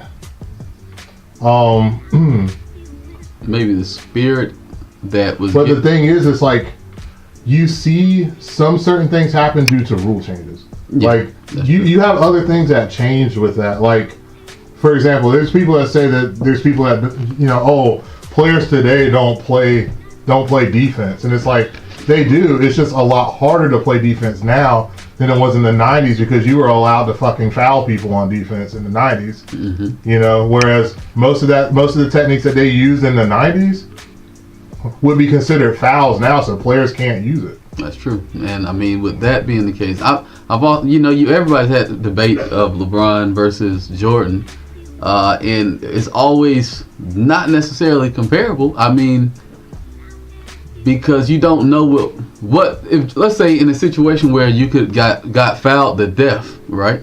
And nobody would care about that shit back in the day. Let's say Jordan would flourish in that shit, that if you couldn't foul him, that motherfucker might be super ridiculous. He might be outscoring LeBron, but he may not be, because one of his things was he was good on defense. But because he might have been able to foul motherfuckers, he couldn't foul them. If he couldn't foul you, or if he couldn't do some of the stuff that he could do back in the day, he may not be as good. And see, that's the reason why when you compare different eras in sports, it's hard to do that, and you can't really it's really hard to say like which player is better than the other player, because they play by a different set of rules. So it's like there are certain things that you can take from each era, and they're like good and bad that you can take from each era, and it's kind of hard to compare like which one is better or whatever. I know I've had this discussion with Iceman many times, and he's going to absolutely disagree with this, which he is doing in the thread now. But like I just don't like. The 90s had a different feel to it, like a different feel to the game. But I think a better example of this is movies. And I have to address Truth real quick, because he said this is coming from the nigga that just bought a copy of Intelligent Cube. And I was like, look, first off, with Intelligent Cube, they never made another. They did make another one, the Japanese only PS2 version, which I can't play currently because I don't have a Japanese PS2. But so far as Intelligent Cube goes, I got that for collection purposes because it's a rare game, very hard to find, and I found it at an affordable price. Boom. So I took it. Boom. And I played the hell out of it since I got it, and it's been great. Now you say everybody should play Intelligent Cube. You say movies. Now those are the ones that I think it's hard to gauge, because something people don't really remember about nostalgia, or they don't take into consideration about nostalgia when they're experiencing it, is that it is just that, an experience. So the song you hear the first time you ever laid pipe on a chick, niggas ain't really that sentimental, but let's say she remember that shit. You know what I'm saying? Let's say chick remember that shit. She remember the first time she ever got piped down, Luther Vandross was playing in the background. You know what I'm saying? And then here comes another nigga remake the Luther Vandross song. Because the experience she had, that song may just never be able to top the Luther Vandross song. But the Luther Vandross song might also just be better, I think that when it comes to stuff like movies and music, I don't think there can be an objective one's better unless something is just undeniably horrible. Well, you have to define a system in which to gauge them in, because all the stuff we're talking about is completely subjective. Like whether it's music or whether it's movies, or that's the things when you go into nostalgia, like you deal with a lot of subjective stuff, so you do have to set a gauge as to like what are we going to compare these things in. And then once you do that, what bubble are we going to have them in? Yeah, which bubble are we going to have these in? Because if it's just like, which one do I think is better? Well, I'm just going to pick whichever one I enjoy more, whether it's better or not, and it's completely subjective. So like, much is true. You have to make an objective bubble to compare things in order to, get some even killed on an idea like that. Yeah. I do think that some stuff is just undeniably better or worse. I don't think everything is subjective. I mean, okay. Like what is an example? I mean, if Ice JJ Fish was to make the song "If This World Was Mine," that was Luther Vandross. Yeah. I mean, unless this nigga got some new talents, it would be objectively worse. If it that's true. If it had followed all the recipes of all the rest of his songs, it would be objectively worse. Okay, it would not be subjectively worse. You could try to tell yourself that it sounds better, but your body would tell you that that's not true. You know what I'm saying? You would cringe a little bit. You would have to force yourself to like this. Like it was. Ice JJ Fish is a type of singer, artist, that requires you to have to force yourself to like it. He is an acquired taste. The first time you hear If This World Was Mine by Luther Vandross. You either like that type of music or you don't like that type of music. You either like the song or you don't like it. You know what I'm saying? It's not, you have to force yourself to like it. You know what I'm saying? And if you don't like it, then it's just not a type of music you probably like. Not because the sounds of the song is screeching and making you, your ears bleed. Making you nauseous. Yeah. So I do believe there are things that definitely can be looked at and objectively compared. But see, it's even hard to say that because there's sometimes where like I've said stuff like that, and then there are people that just prove me wrong like every day. Like, I don't. People like some weird shit. Like they like. Well, people do like it, but I guess when we say objective, I always think, and I always speak in generalities because specifics are only for specifics, so we don't go into specifics. In general, people don't like weird shit. You know what I'm saying? Not a mass of people don't like weird shit, or the shit wouldn't be weird. It would be normal. Sure.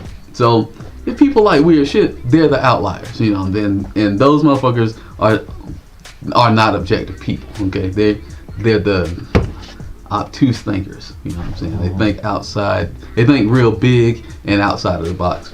Maybe they need to stay outside the box. Ain't no telling.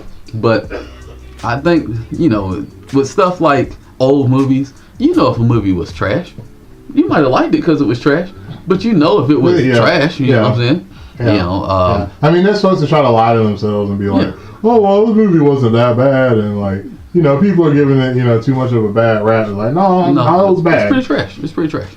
If the general consensus is it's trash, then maybe something's wrong with your idea. Actually, the same can't be said of Jordan because he got bounced from the first round of playoffs or the second round of playoffs multiple times with the same team before they finally got Scottie Pippen.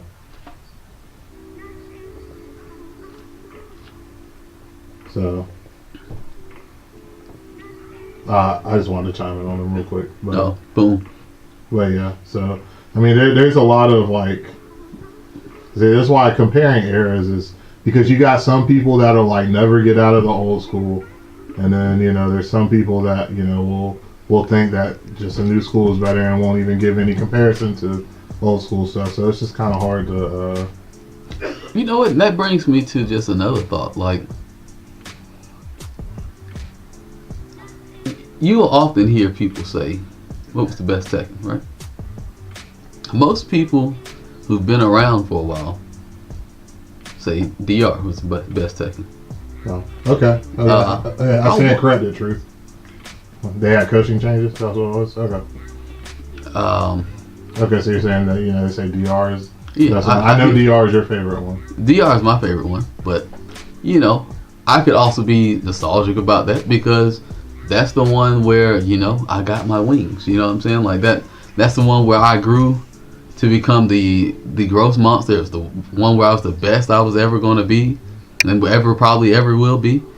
And it's hard for me to decide if that game was objectively better or only subjectively better.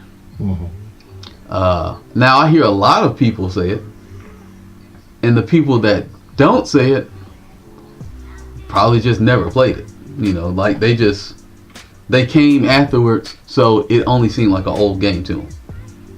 Which I could understand. Some people love Tekken Tag 1. But objectively, that is not the best Tekken ever come out. The shit had loophole. It had holes all in it. The shit was cheap as fuck. You know what I'm saying? It was a fun game, but Tekken Tag 1 can't be objectively the best. The junk it had too much cheap shit in it. Okay? Them special mid-electrics still give me nightmares. This shit was awful. And I guess that's where... Maybe when we say the best, I think it may encompass like balance, because I do believe DR, from playing it and playing all the other Tekkens that I've ever played, the balance was very good on that game. The second best game that I played of balance is actually Tekken 7, because outside of like the guest characters, everybody's pretty much well balanced, And the guest characters, they are balanced in their own way. There's some of that shit is just not Tekken. It's kind of cheap, but they're still balanced. By far in comparison to what they feel like on other games. The motherfuckers be Nigga, you can't even beat them motherfuckers sometimes in other games. Well, I just always think that's something I think about when I go back and I think about, like, there are things in Tekken DR that were improved upon, like giving a bigger health bar. But I don't know if that improved the game or didn't improve the game. It's debatable, because yes, you didn't die as fast, but that also promoted people to do more stupid shit because they wouldn't die as fast and not play as smart.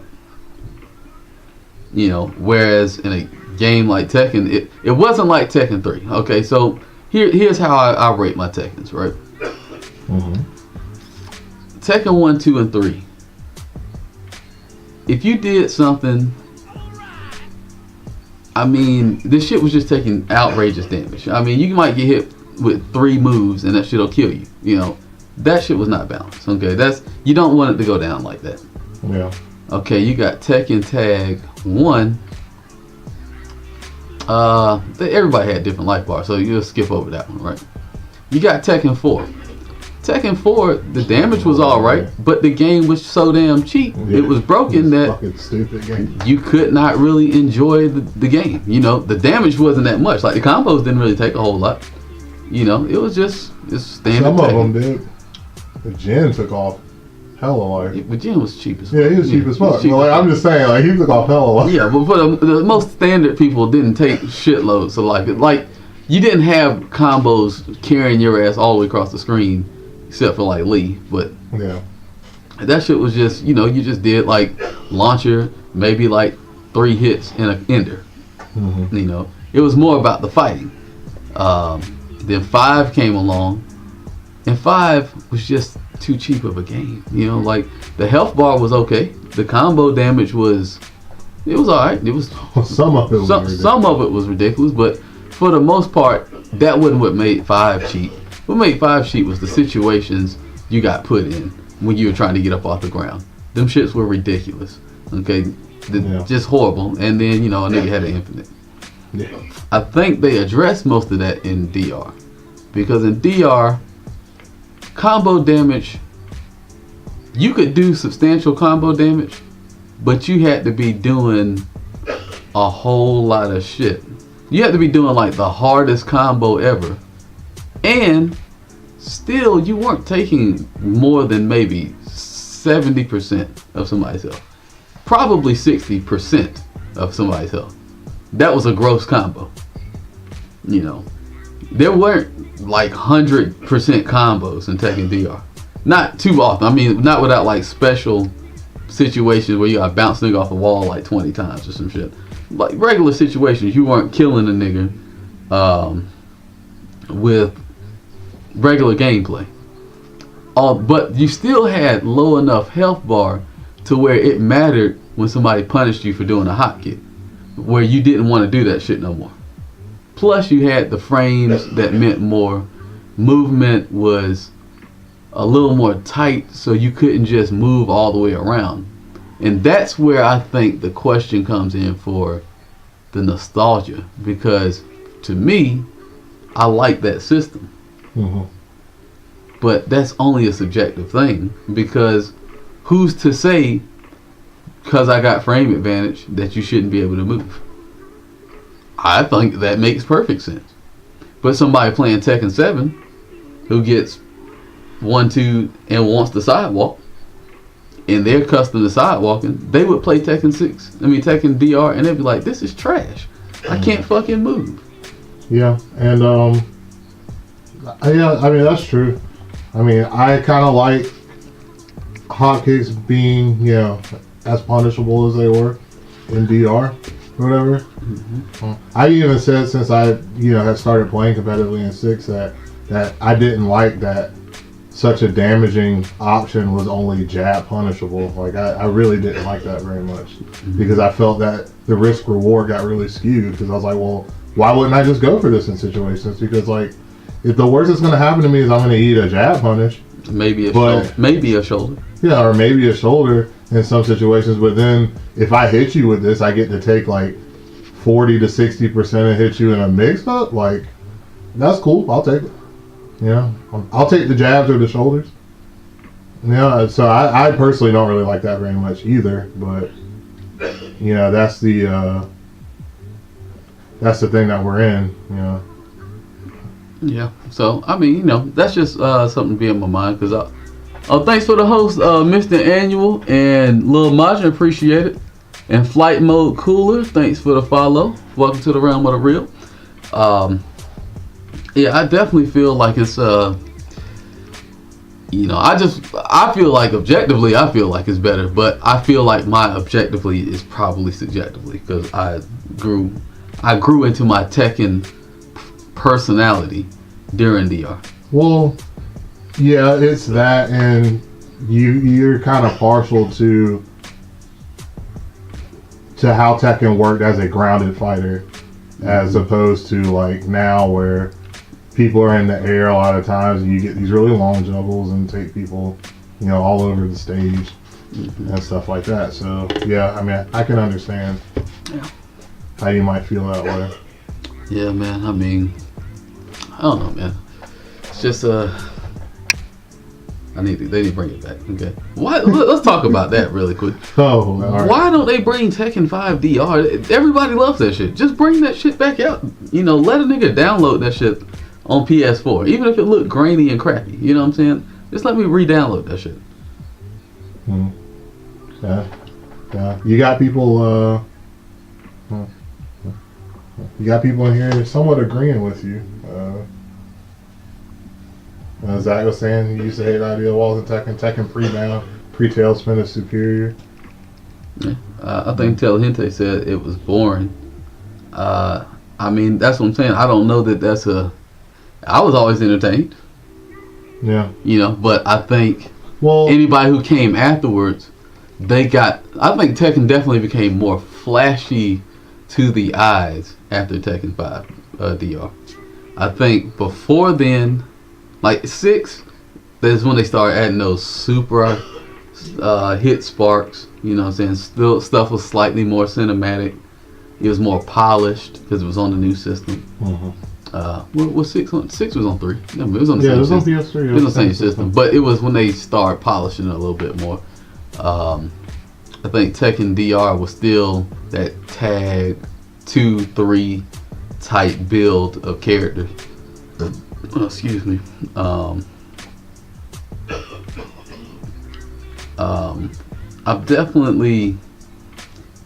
just don't know the direct. It's like it was a jump from 5 to 6 that was needed to be. It was needed so they could test out new mechanics and see how people would react. I just don't think the mechanic was good. Well, it seems like they borrowed a lot of stuff from different 3D fighting games. That's kind of what Tekken has done. They tried to implement it in their games, like with the terrain and stuff, DOA or whatever, like with the walls and like the uneven stages and stuff, which I think DOA has always done much better than Tekken has. Even now with the walls, I think DOA has done a much better job with how walls work than Tekken has, and also with the bound system, because that was a Virtual Fighter thing. That was originally a Virtual Fighter where you could bound and extended the combo slightly. But I think VF did a better job with it than Tekken did. And so I think Tekken is just taking some things from some everywhere. Yeah, from some everywhere, and they tried to like fit it into their game. I think they finally found their thing with the corkscrew because it worked much better than how they did bound. However, I'm a huge fan of Tekken 6, and even I thought some of the stuff you got with bound was kind of crazy. Because like for example with Lei, I could do my combo right, and I could run over, and I thought you were going to get up with anything. I could just 4-4-2 again, and if it connected, it put you in the bound animation. So I got my finisher again, and then do it all over again. Yeah, and then if you're near a wall, then I get to do that setup again. So you're forced to just get up and not do anything. Like exactly. Yeah. So you got combos off with some crazy things with bound, and I just felt that they didn't really do a good enough job with those things when they brought them into Tekken. from the other games. Yeah, and I mean, I feel like Tekken is like the Marvel comics, and Virtual Fighter is like the DC comics. They stole all their shit, but made better versions. That's how I feel about it. Like, obviously, we're gonna y'all were here first, but we're gonna take all your ideas and make them that much more appeasing. I mean, sometimes that's what it takes. Yeah. Let's see, hey, sometimes you gotta improve upon what somebody else made, I guess. And while we're at it, man, let's move to this next thing, man, because I was out today and I was looking at this damn video, right? Okay. This shit was extra wild, right? So basically, I was watching this video and it was about this white chick had all these black dudes in her DMs, right? And they was goddamn hollering at her and shit. And so she went off on them, you know what I'm saying? And I don't know how old this video is. It might be old news to y'all. Y'all might have heard about this before. I don't know. It didn't seem like it was a brand new video. But basically, so the white chick was like, you know, the dudes was trying to holler, but they weren't using like normal game, you know. They wasn't like, you know, hey, you know, I think you're this and that, and you know, I like take you out, or, you know, whatever. I like to goddamn eat your groceries, you know. They weren't saying like, you know, regular old shit, you know what I'm saying? What they were saying was like, oh man, it's beautiful, you're a beautiful white woman, you know what I'm saying? And you know what, man, I just can't fuck with these black chicks, you know what I mean? They got too much attitude and shit, you know, they got too much attitude and shit. And so, rather than, 50 Gap, what's going on with you, homie? Rather than, you know, take them up on the compliments and shit or agree with them, she went full-fledged on blast on these fools. She told them how they were sorry as hell, how they shouldn't be goddamn down in their own kind, their own sisters, because the sisters want them to do better, and don't think you're gonna come fuck with no white chick hearing that we easier to be dealing with, and like we don't got standards. We'll probably make you work harder than she would, you know what I'm saying? So don't come over here with the weak shit, you know. For the most part, just let them niggas know, go tuck your tail between your legs, you know, go run off. You should be a damn shame of yourself trying to put chicks of your own race down, trying to holler at the proverbial goddamn golden calf. You know what I mean? So that got me to thinking, man.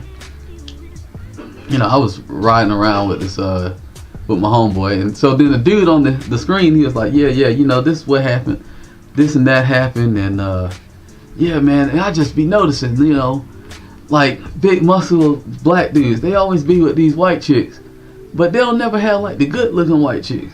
They have like the goddamn whales, or they have the goddamn crackheads. As this man said that on the video, I looked out of my window driving back from lunch. I mean, almost as if God had placed these two individuals in front of me to watch this happen on the road and see very visually what this man was talking about. I looked out of my window, past the passenger that was in my car. Right outside my window was a big black muscle dude walking by Six Flags with a crackhead white chick. I promise you, it is only the truth. Promise you, it is only the truth. You know what I'm saying? And so then I was like, whoa. So me and him, we was tripping. Like my coworker, he's a white dude, and so we got back to the job. I got an apprentice. My apprentice is white, and his apprentice is black. Very odd. You know, I guess they're trying to Oreo it up. Anyway, so you know, we get to talking about it and shit.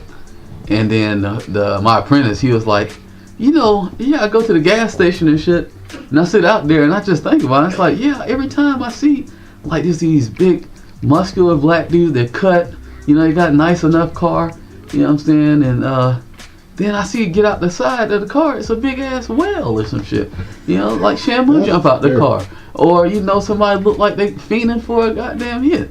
And I was like, dang, is this shit true? So then I started thinking about it, and I was like, yeah, actually I know. It's actually, that's very awkward. Like, I don't never see him with like the real, like just even like a decent white chick. So then I came up to my own conclusion as to why this is. Y'all can put your input in on it. You know what I'm saying? We had a round table discussion about it a little earlier. But my input is, okay, so in the inner circle status, because you know everybody's got their own statuses, and then there's a big social status, right? For everybody. My feeling is the white chick that looks normal or fine, right? Her idea is, I'm not gonna get with the black dude when I can go with the white dude version. So if there's an electrician and there's a black one and a white one, when she goes to take her boyfriend home, if she take home the black boyfriend, he's worth 6 points on the board. You know what I'm saying? Mm-hmm. He's not worth the whole 8 points that the white dude will be worth. Just because of how, you know, just the, not so much that the black dude isn't worth as much as a human, or that he's a lower level electrician, but more so just like the societal standard of what her family probably expects and what she's probably been taught to believe, you know. Then she's gonna bring that home. Dad's gonna be slightly more critical. He's gonna be happy he got a job. He's gonna be happy he's got a job, first off. You know what I'm saying? Like, don't come here with no fool who ain't got no job. And he's got a pretty good career. So, you know, being an electrician ain't horrible, you know what I'm saying? Mm-hmm. So, okay, we'll give him 6 points, you know what I'm saying? Not giving him free throws. But the white guy coming there with the same job, he might get an 8 point scholarship. You know, 8 point, 2 point deficit right there, right? And then I was like, but at the same time, she might go get an architect and bring him back home. Okay. And then he's worth 8 points. So, you know, you got the black architect who's worth 8 points. You got the white electrician who is worth 8 points. You know what I'm saying? However, in the real world, the architect might be of higher social status than the blue collar electrician, right? Well, he's gonna be making more money. Or be making more money, so that'll put him in a higher tax bracket if nothing else, right? So then I was thinking to myself, so how come I know sometimes I see there are just like regular looking black chicks, regular looking black dudes, and then like they'll be like decent looking white women. I wonder what's the deal with that. Got it. That's the one black dude that went to school with all the white folks. Okay, he is the novelty nigga. You know what I'm saying? Novelty nigga, probably getting all the guts. Okay, they never seen nothing like it. He's like a goddamn. He's like a plum on an apple tree. You know what I'm saying? The motherfucker is just, you gotta eat that motherfucker. You know what I'm saying? You gotta see what that's all about, because it's just nowhere to be found. It's like when the white dude go into the black club, all the black chicks love the white dude. You know what I'm saying? Especially if he wearing like he looked like he's got on his polo. You know what I'm saying? A nigga that look very much out of place. It can't be just the old hood white dude. You know what I'm saying? Even though they like them too. But it can't just be a hood white dude. He's gotta be a dude with like he's gotta look iron slats. He's gotta look like a relative of Mr. Rogers. Okay? Be like a relative of Mr. Rogers. He's got like the full starched and pressed slacks with like yeah, he gotta be looking real wearing good. Wearing like a cardigan and like exactly. And then the only time you ever see a super fine, if it's not the novelty, then the super fine chicks only with a rich nigga. You know what I'm saying? Because when you bring him home, right? Your dad might look at you and be like, I can't believe you brought a nigga to that house. But if that nigga could take everybody to Italy, you know what I'm saying, and pay some house notes, Pops might not care. You know what I'm saying? Yeah. He might be like, you know what?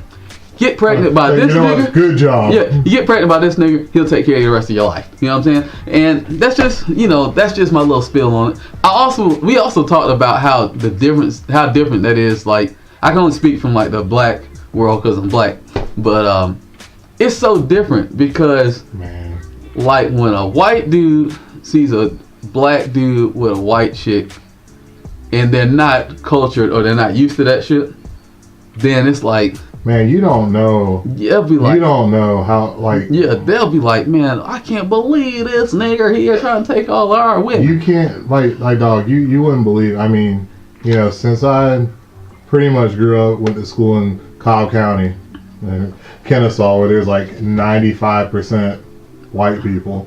They're pretty much like, you won't believe the looks I got when I was with chicks. It wouldn't even have to be a chick I was dating. You know, Marty was that one. He was the nostalgia, not the nostalgia. He was the what they call it? Novelty. Yeah, novelty nigga. I wasn't novelty. Like I wasn't like the only black dude in school, but I mean, it was only 3 cans of soda.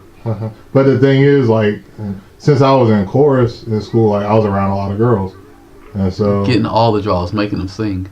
I mean, I was getting, you know, I was putting work in, but like,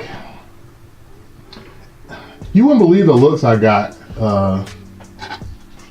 and it's like, oh man, I would be out sometimes. It's like I said, it wouldn't have to be a girl I was dating, like, you know, just a friend I was out with, or something.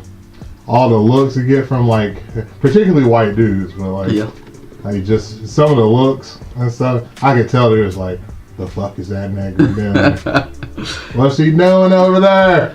It is so crazy to me because it's like, when I think about it, it was from both, Greasy. It was from both old and young. Mostly old because I think, like, you know, young people having, you know, grown up around each other and stuff, it's not really that big of a deal with young people. But like, I mean, I still saw some from young white folks. Like, yeah.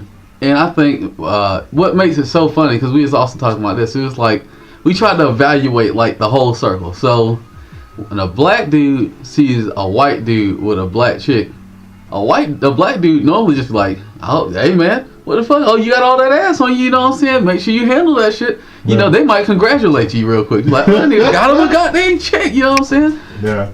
But conversely, if a black chick see a black dude with a white chick, the hate is instant. Okay, she's not, you hate your mother, you don't love yourself. You know, because black chicks think niggas just are always trying to hate on them. But they don't never really want a nigga at the same time. It's crazy how that is. Actually, yeah, that's kind of a... That's crazy. But, you know, I just think, and then I don't really even know what the idea is between like the when a white woman sees a white dude with a black chick, I don't really know what that interaction is, because there's not, like, from my experience, there's not much of one, really. Yeah, I don't really know. It's just kind of like, oh, he's dating a black girl. Okay. Yeah. They might feel some type of way about it, but they don't express anything. Yeah, or at least the ones that I'm around. They're the most neutral. You know, they're not happy for him or extremely pissed, or they just don't let it be known. But you know, I thought that was just very interesting. You know, after I saw that and I heard that junk, and then I experienced seeing it, and then I got the experience from other people. The truth, how in the world do they think that you were in the NBA? You're short as fuck. Like, what the hell? Huh? Well, he's not short, but like, he was in a goddamn Negro brochure. He was in a jersey. Like, he was saying he was in China in a jersey, and they thought he was in the NBA. When he was in China, and I was like, how the fuck do they think that shit? What the? But hey, a nigga in a goddamn basketball outfit. Yeah, I mean, there's. I mean, it could have been a water boy. You can be it. They're on the team. Yeah. You know, Towel Boy 404. Equipment manager 404. Exactly. Goddamn Nut Washer 404. Nut. Oh, okay. Okay. Got that nigga, dog. Yeah. Yeah. I mean, it's sad that like you even have to see stuff like that. Like it's like I said, I've had a lot of experience with it, dating a lot of girls that I dated and stuff, and it's just. I mean, I even got looks when I was with my ex-fiance, and it was just like, well, what are y'all tripping now about? She's not white, she's Asian. Like, what are y'all upset about now? Nigga need to stick with the niggas and leave everybody else alone, okay? Don't be all that breed. Be with your kind. All that mutting around. Oh my god. But yeah, it's bad. And you think with like how mixed society is now, like, you know, living around each other, that we would get past this at some point, but I mean, I don't know. But we'll probably be dead. But It'll get But there. to go back to your point though about, I mean, I personally have never dated anyone that's a whale. I guess like I don't. I don't. You don't fuck with that shit. I understand. I mean, not that I don't. I guess I just Mark, you have just don't never. fuck with it. It's okay if you don't fuck with it, Mark. Okay. Okay, Mike. I don't fuck with it. Then. Yeah, all right, cool. So, but I guess I've never shown you the girls I dated, but it's. I just never had that experience. So I guess I don't fit the mold or whatever that you were talking about. So far as like black guys dating, white chicks or anything. Because you was a novelty nigga, Marty. That's why. Okay. We already I was discussed like this. the only black dude.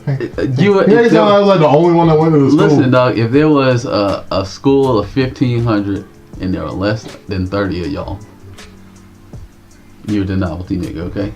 They could hide one of y'all in every part of the school and y'all would never see each other. You know what I'm saying? That's the novelty nigga, man. You only see one of them every 3 periods. Oh my god. Except for in gym. All of them in the gym at the same time. I don't think I was. But the basketball team. I think I was that rare, but shoot, I remember we had this white girl named Rose went to our school, and yeah, it was really bad in PO. That was a thing I had to go through. So I'm not gonna tell y'all the whole story, but the first time I went to go meet my ex-fiance's family. Did he make you chop a block of wood with his? Prove your manhood, brother? No, but actually, Japanese people are highly racist. Like the older generation, especially, they're highly racist. But so she didn't tell her family I was a black guy. She just said that like, I met this great guy or whatever, blah blah blah, all this stuff, right? And so I get over there, and it's literally like a comedy scene. Like you ever seen the episode of Blind Date when like, you see a nigga walk to the door and the girl answers and it's like not what he was expecting or wanted, and you see his face just drop. Like, yeah, and he's like he's at the door and he's like he's all happy at first. He's just like. That's exactly what happened. So like I came up to the door with her, right, and they come out and open the door and they're like, somewhat happy because they're like, our daughter found somebody. Then they saw us this tall dude with this giant afro. This one I like had a lot of hair, like a huge amount. Y'all of hair. don't know that nigga Marty with the goddamn bush. Oh yeah, I used to have a gigantic amount of hair, and so like they were just like kind of looked at me like, what the fuck did she bring? This is a joke, right? Like, is there a camera anywhere around here? Like, she's playing this. Right? No, nigga. We no garbage for you to pick up. I mean, they spoke English for the most part, but her aunt didn't. And so she saw me, she's like, no crack here. Got that ass. I was like, got that ass. No crack dealer? No crack. No crack.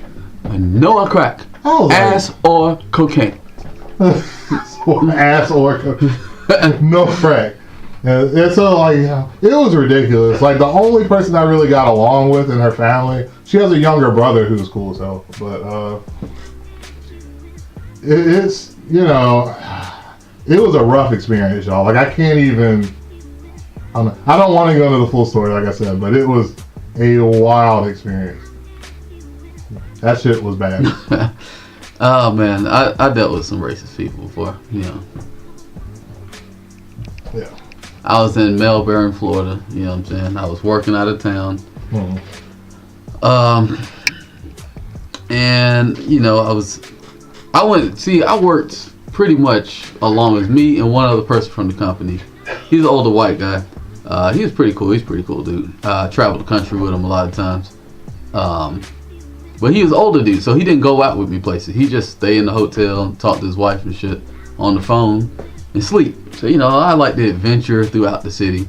Melbourne, Florida is not really a big town. I mean, it's real small. It's like East Point, but on a beach. And so, I went downtown. They had some little spots. I met up with this chick. You know what I'm saying? This white chick. Mm-hmm. What the fuck's her name? I want to say Mel and something with an M. Kind of find out she's racist as fuck. Mm. Talking about something. I heard about you and, you know, you're kind and, Whoa. you know what I'm saying, that y'all can fuck very well. And, you know, so I only want to be the person to perpetuate stereotypes. So I wouldn't lay the smack down on that shit. Oh my god, Mike. She's still racist to this day.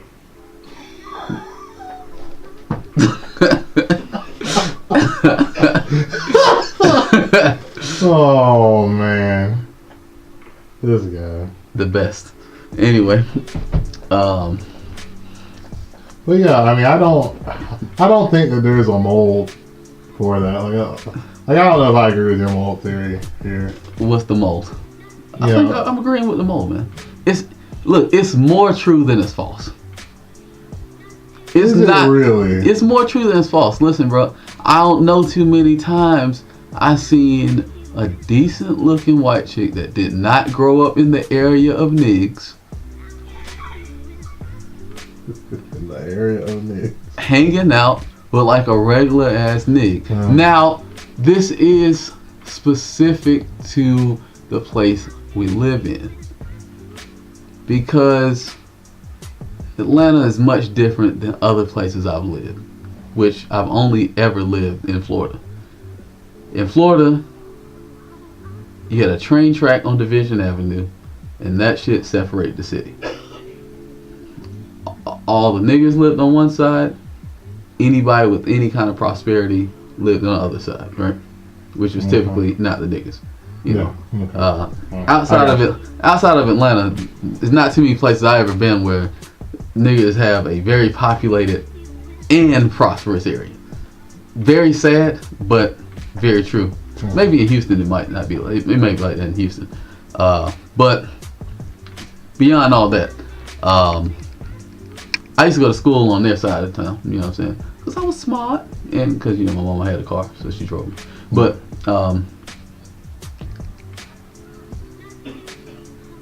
it had enough black folks in it to where there wasn't novelty niggas. But there's this chick named Walker. All the niggas liked her. I was in elementary school, so maybe this is just not even a relevant story. But I got my first pair of drawers, I say when I was 13, but I really was in kindergarten. Now that I think about it, me and this chick went into bathrooms. Y'all know how y'all bathrooms were set up. We had, in the classroom, we had one bathroom, but that shit was behind the cubbies. And so me and a girl named Kim, we went into the bathroom. I went in there, and then she came in there behind me, and you know, she had like, I don't even remember what the fuck she had on, like a white t-shirt or some shit. Basically, she showed me the flower, you know what I'm saying? I pulled out the steel pipe, you know what I'm saying, and we looked at it. We touched each other, and then we left. That's sex in my book. What the? Land pipe since kindergarten.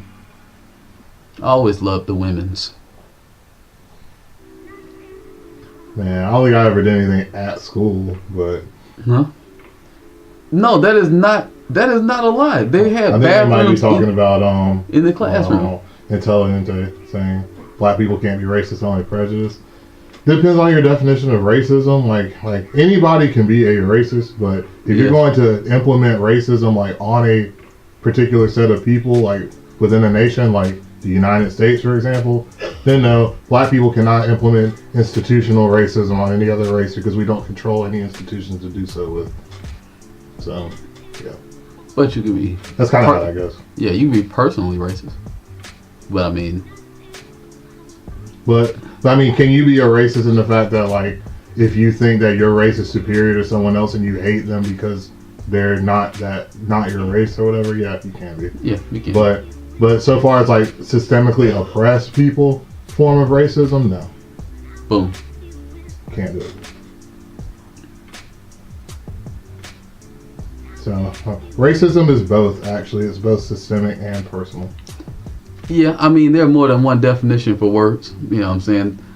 Y'all can't use the same definition for the there are same different word. forms of racism, so like you have to be specific as to what you're talking about. Yeah, that's just typically how it is. It's just like anything else. Gray and gray mean two different things, depending on which definition you're rolling with. Yeah. Yeah. So yeah, it's semantics, but Yeah. Time just stopped. What happened? I don't know what that Oh, Iceman is referring to. okay. I don't really know what he's referring to. And while we talking about stuff like, just systematic stuff, you know what I'm saying? I'm about to get real deep, you know what I'm saying? Okay. Look me dead in my eyes, Okay. I know we fool around a lot on the show. I know we talk about a lot of different stuff. But I want to be, Marty, you can't be having a half-ass smile on your face. Well, I'm trying to be serious. No, I'm trying to be serious. No, Okay, I am not stopping you from being serious at all. You go right ahead and spill your heart, Mike. Listen, man. We in America, we got a problem. And I say specifically, I know here in Georgia. Molestation story. Here in Georgia, I know this is definitely a problem. I believe the whole United States has this issue, but it came to my attention. I was browsing some stuff, and fundamentally, I feel like this is horrible. Okay. But word on the street is they closed down Backpage. Can't fucking buy no hookers, bro. I cannot believe you can't buy a fucking hooker in the streets. Where am I supposed to go? To the actual streets? My God. Now I gotta start propositioning bitches I had at a the feeling at the K Roger. You know what I'm saying? I've got to go to the Kroger. My bad. K Roger produce aisle. See a bitch with a goddamn eggplant in her hand. Ask her if she want one of those inside of her from the other lips. You know what I'm saying? I gotta make all wave dollar bills at women passing at the martyr sign. You know what I'm saying? Like, hey, dollar bill, yo. You know what I'm saying? I need to get struck with you. You know what I'm saying? I need to goddamn run up in you real quick, like a goddamn hot running shoe, like a New Balance tennis shoe. I need to run up in you. You know what I'm saying? And it's crazy. I cannot believe they would close down not only Backpage, but the personals at Craigslist, bro. Where am I gonna find the hooker we're supposed to bring onto the stream? No. That's true. That's true. You might have to just like hoof it like the old days. Go cruising around certain areas to get one. And no, racism does not put a smile on my face, MPO, at all. As a matter of fact, like I'm one of the, biggest advocates that are adamantly against racism. Like I attend like a lot of civil rights stuff. I've done a lot of marches and participate in a lot of community events and stuff like that. So definitely no. I have to just go ahead and say that. Yeah. But I'm about to go on this march for this goddamn Backpage. Bring Backpage. Bring that shit back, bro. Bro, I mean, how you just gonna? You can't just take something like Backpage away. Think about this, man. What about? I had plans when I got old and was gonna retire. I was gonna take my retirement, just buy all the Backpage hookers all at one time, have them all show up at the house. Wow. And just suck me dry till I die. You know what I'm saying? I just wanted to die. So once you're done with your job, you're just going out. Like, yeah, I'm just going out. Fuck it. They say people in my profession only live 5 years after they retire. So why the fuck? Why wait 5 years? Get all of them. Everyone I love will probably be dead or functioning, living life without me. So, you know what I'm saying? I might as well just go ahead and pay that goddamn 100,000, 200,000, 400, whatever my retirement is. Just, I'm going to call all of them up. You know what I'm saying? Even the ones that repeat and put their same posting on there from 3 days ago. I'm going to call all of them up. The whole week worth of hookers. Have them come meet me at the crib. Just be like, listen, all of y'all, there's a little room for everybody. Just got to spread out a little bit on all the sides. Go to work. Put me in the dirt. You know what I mean? That's how I wanted it to be, man. You know what I'm saying? Die with a smile. Now You know, I don't know where the hell I'm gonna find them. You know what I'm saying? I guess Metropolitan gonna be back jumping like when I used to be a pimp. When I used to be a pimp, that's where I was. So I guess I'm gonna have to go to the hot pimp spots. You know what I'm saying? The hot hooker spots. Metropolitan might be back jumping now. Fulton Industrial, like he'll probably be back jumping. Yeah. Well, I mean, that's what you're gonna have to do. The Mexican trailer park over there by Kroger. Work now, like. I go out and do it manually. Like, is this what it's like to live without the internet? Yeah. That's roughing it, dog. I remember days before the internet. I don't want to relive them. Oh, here's some ideas. You could go on Tinder or Twitch IRL. No, because I ain't got no Facebook. So I can't get on Tinder. I think you need Facebook for that. Do you really? I think so. I mean, I never used it, so I don't know. I believe you have to have Facebook for that. I'm not willing to create Facebook. It's like listening to Illmatic. I'm just not going to listen to that shit. Like, I went this far without it. I might as well just keep going. I'll just keep going. Yeah, might as well keep going, man. You know what I'm saying? I guess. So I can find strippers on Instagram. I can find strippers at my cousin's job. He owns a stripper company. You know, he got all kind of chicks. Oh, shit.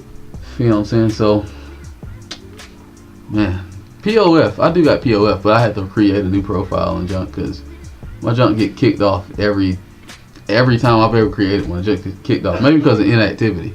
Because I'll create that shit and deal with chicks for like 25 minutes, never go back on. I mean, I've met a few interesting chicks trying to date online, but it's been a wash overall. Like, I haven't really liked it that much. Every chick I ever met online ended up being nuts. And that's not to say they're all nuts, just all the ones I met. I just think you have like a tendency to attract like I do, and I don't like that shit, really. You know, it's a lot of crazy chicks that have decided to dangle around my presence. Like, yo, who was that? There was some fine ass girl you did from like North Carolina or something. She was fucking nuts. She was insane. She was super fine. She was banging though, like for real. I mean, she was super fine. She's super fine, but she was crazy as fuck. She was a fucking nut. But that's how most of them are. The ones I be meeting, they be super fine. It's just with her, I fucked around and made her my girlfriend. Like the rest of them, it'd be like, damn, she's super fine. I'm gonna hit this, or I already know she's gonna be crazy, so I'm not even gonna call her again. I'm not even gonna hit it. I'm just not gonna deal with this woman no more. But the shit was good enough for you to be like, fuck it. Yeah, I mean, I don't even really remember how. Oh, I do know, because Jerry used to live with us, and she took me to Compound, and I went to Compound. It was Jerry's birthday or some shit, and I don't even know where the fuck I met this chick at. Like I was waiting by the bathroom or some shit. And I just seen her, you know, I said some old corny joke. You know how I do. Yeah. You know. Hey. You know, can I get you need a napkin? You okay? You need a napkin? And she's like, napkin? What you talking about? No, I'm fine. I was like, no. You got some, like, you might spill some beautiful on your face. Oh, man. And she's just that worked. She got ate up. She's like, first she was like, huh? What's up? I should have known she was crazy right then. Yeah. You know what I'm saying? Should have known then. Holy shit. You know what I'm saying? But oh my God. You know what I'm saying? But you know what I'm saying? It was, I should have known right there. But you know, she was actually like bipolar. Like I know they say all chicks are crazy, you know, and they say all dudes are stupid. There's some degree of truth to all of that shit, right? Just depending on what you think stupid is and what you think crazy is. But she was like clinically crazy. Oh yeah, she was literally insane. Yeah. Like forgot to take. He's not lying about that. You know? She's literally crazy. Yeah, she forgot to take the pills. I met her and had some experiences with some of the crazy shit she did. Like she was nuts. She was fucking nuts. Okay, listen, man. All guys only want sex. I guess that might only want sex. No, yeah, he wants sex. No, he's saying like the stereotype though. I guess that might be true too. That might be true too. I don't know. I guess it depends on what source you're getting it from. You know what I mean? She was bad though, bro. Oh yeah, she was bad. I had a picture of her somewhere around here. It was a picture of me and her. I found it at my mama house when she was moving out. Yeah. Oh man. I don't know where the fuck that shit is, but I was looking real young in that motherfucker. Though. I'm surprised I'm still alive. Then I had the other fine ass girlfriend. This is before I met you, Marty, I think. But it was at that house, that apartment you met me at. I had this other chick. She was CG number 1. This is how So I met so many crazy girls. They got CG 1, 2, 3. You was having to take tickets and get numbers. Yeah. So so we had CG 1. She also was banging. She was bad. The pussy was hitting like Ken Griffey Jr. in his prime. Okay, shit. Barry Bonds on the pill. You know what I'm saying?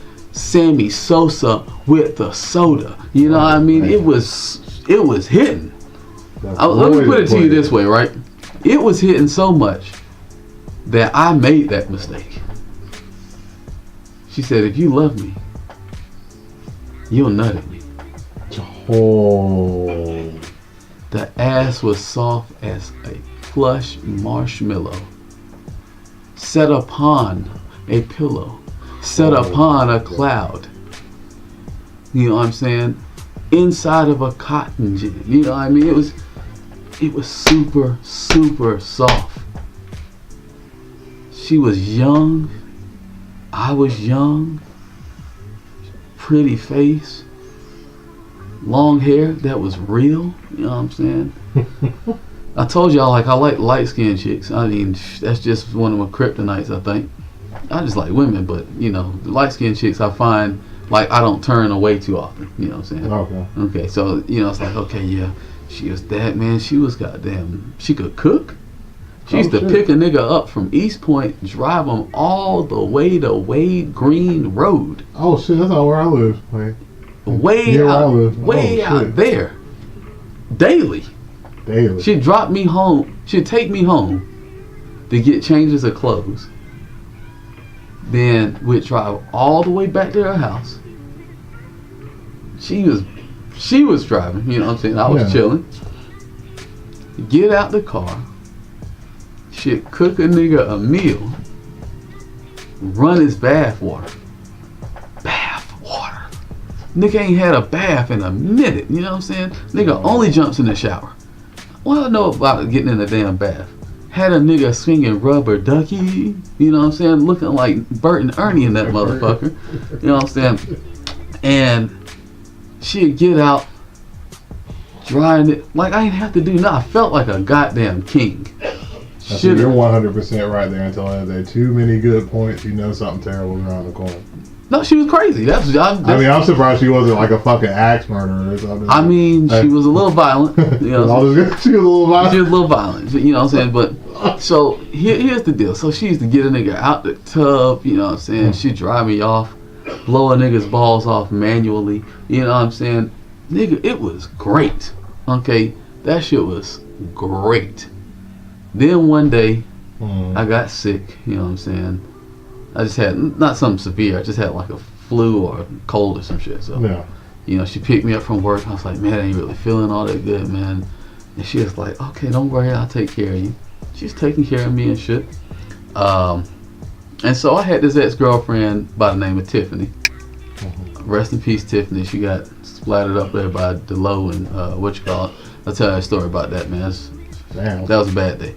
But, you know, so that's my ex-girlfriend. But me and my ex-girlfriend, we were still cool. Like, we found out that we were just better friends. Like, we didn't have no romantic chemistry, but we liked to fuck.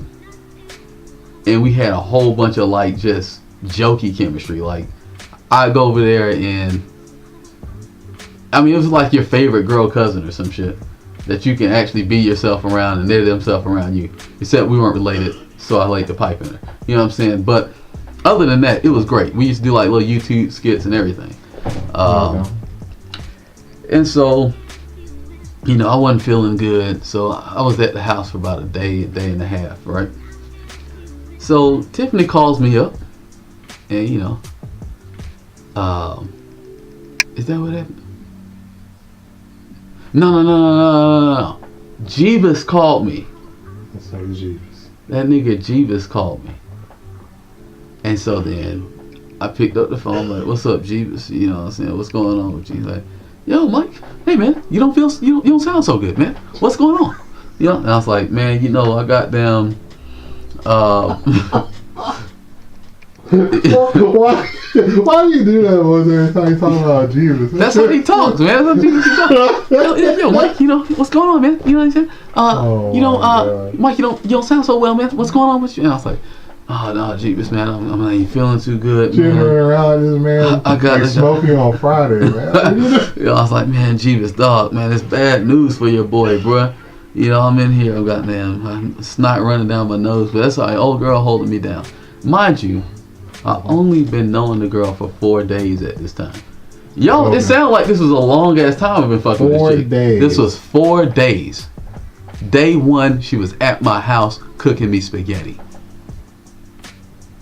Day 1. Man, you should have known from that jump that was gonna be bad. I didn't know, bro. I just didn't know. She was fine.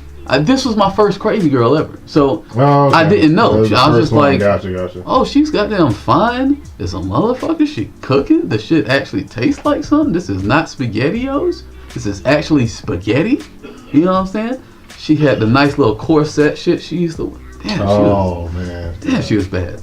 But anyway, so I was sick and I'm telling Jeebus like, yo man, I can't come by your house and beat you in no Tekken today, bro. You gotta wait, man. You just gotta wait for your ass whoopings. I'll be back over there eventually, bro. You know what I'm saying? Take this time to train and practice mode. Go play online. You know what I'm saying? You'll get your ass tore up by me. I'll hit you with whatever unblockable you want to get hit with. You know what I'm saying? Miguel included. And you know, and I was like, bro, I can't fuck with you right now. So then I'm laying back down. This is when Tiffany calls. So Tiffany called, you know, and I don't pick up the phone because I'm just, you know.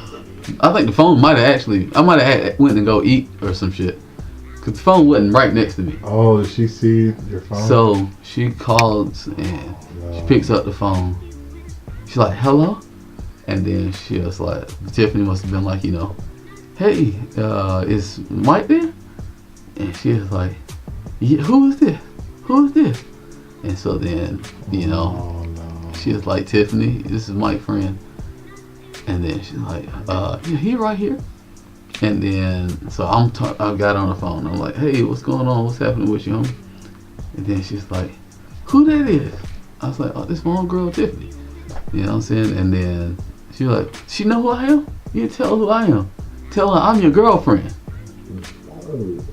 Listen, never make this mistake. Nigga.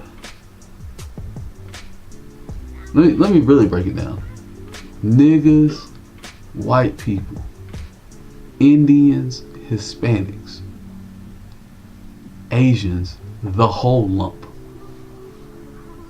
Everybody.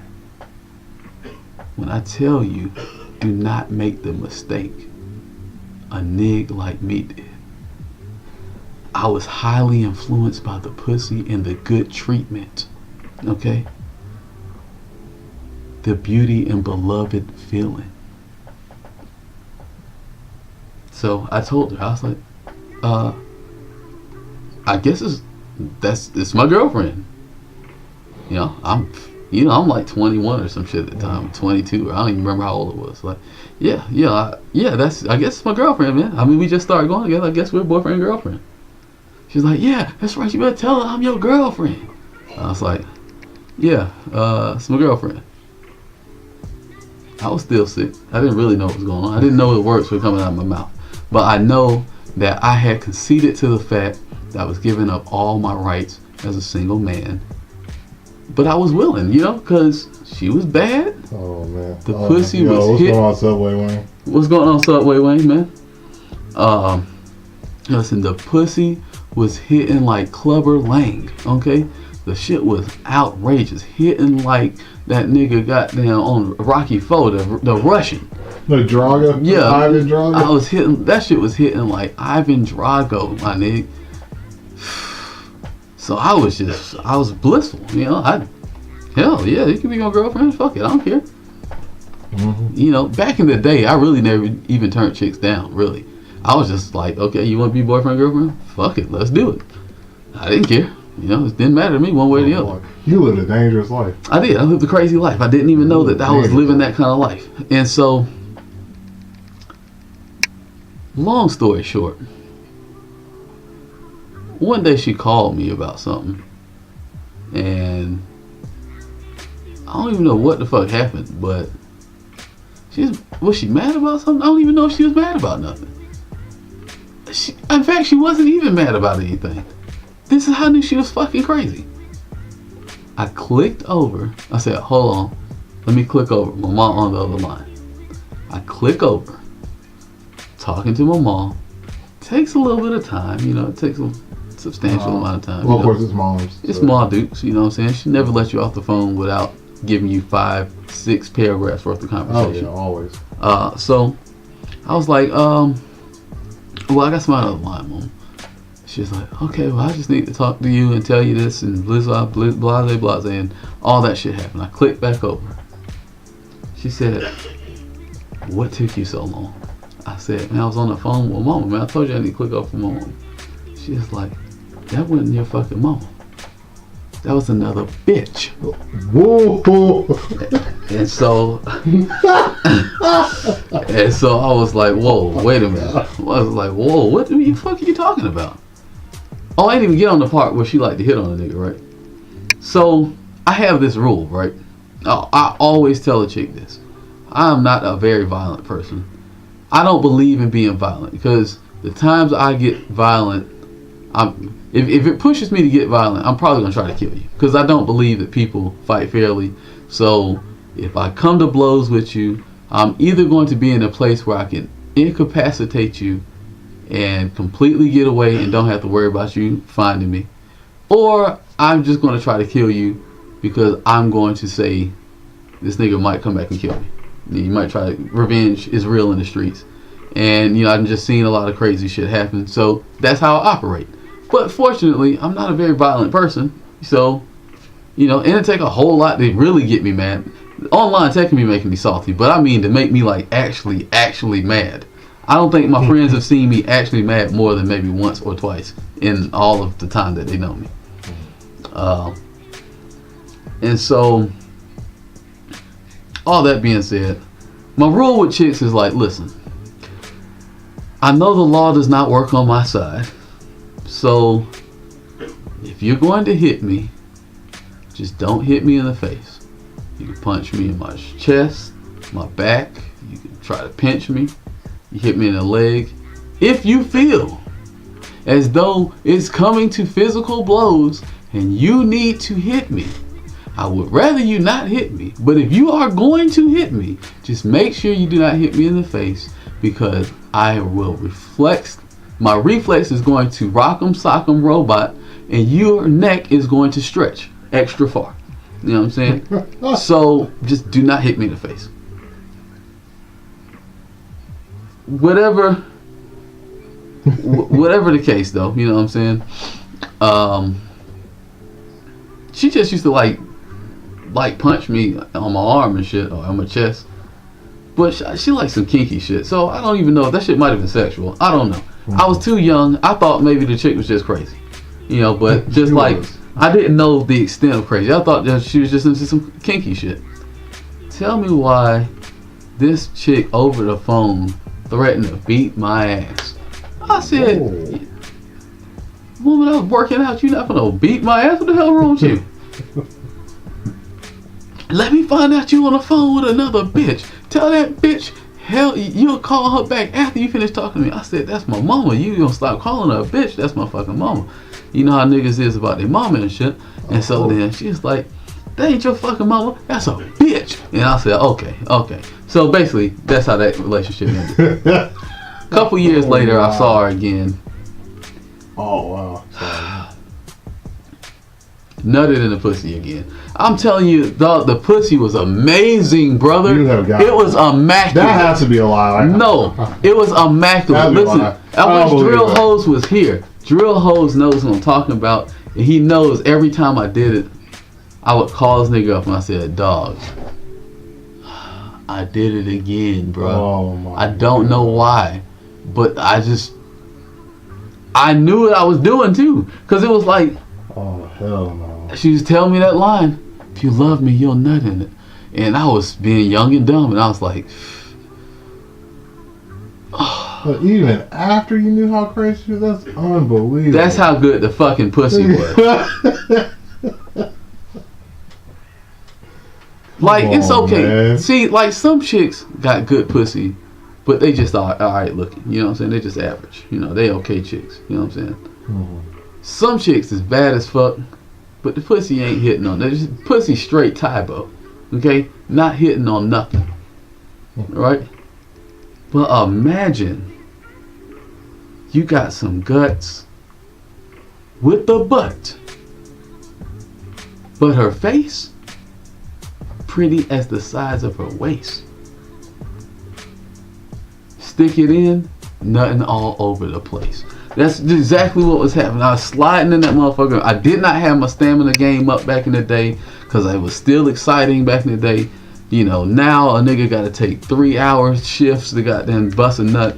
Shit's horrible. Sometimes I don't even bust no nut. I just give up. My legs get tired and just go to sleep. Wow. Say fuck it. I'm old.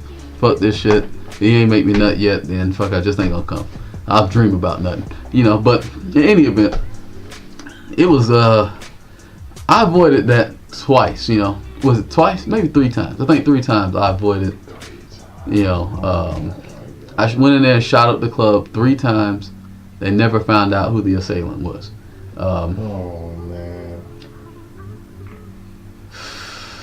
You know how it is, man. Listen, the streets was You were living watching a over me. dangerous ass life. I was living crazy. I didn't even have a good job. I don't know what the fuck I was. The shit was just too fucking good, Marty. It was too good. Oh my god. And I was young, Marty. I just wasn't. I don't know what I was thinking, brother. I look back on that time and I think to myself, like, what if I had to be attached to this chick the rest of my fucking life? What if she had a goddamn kid like you? Like,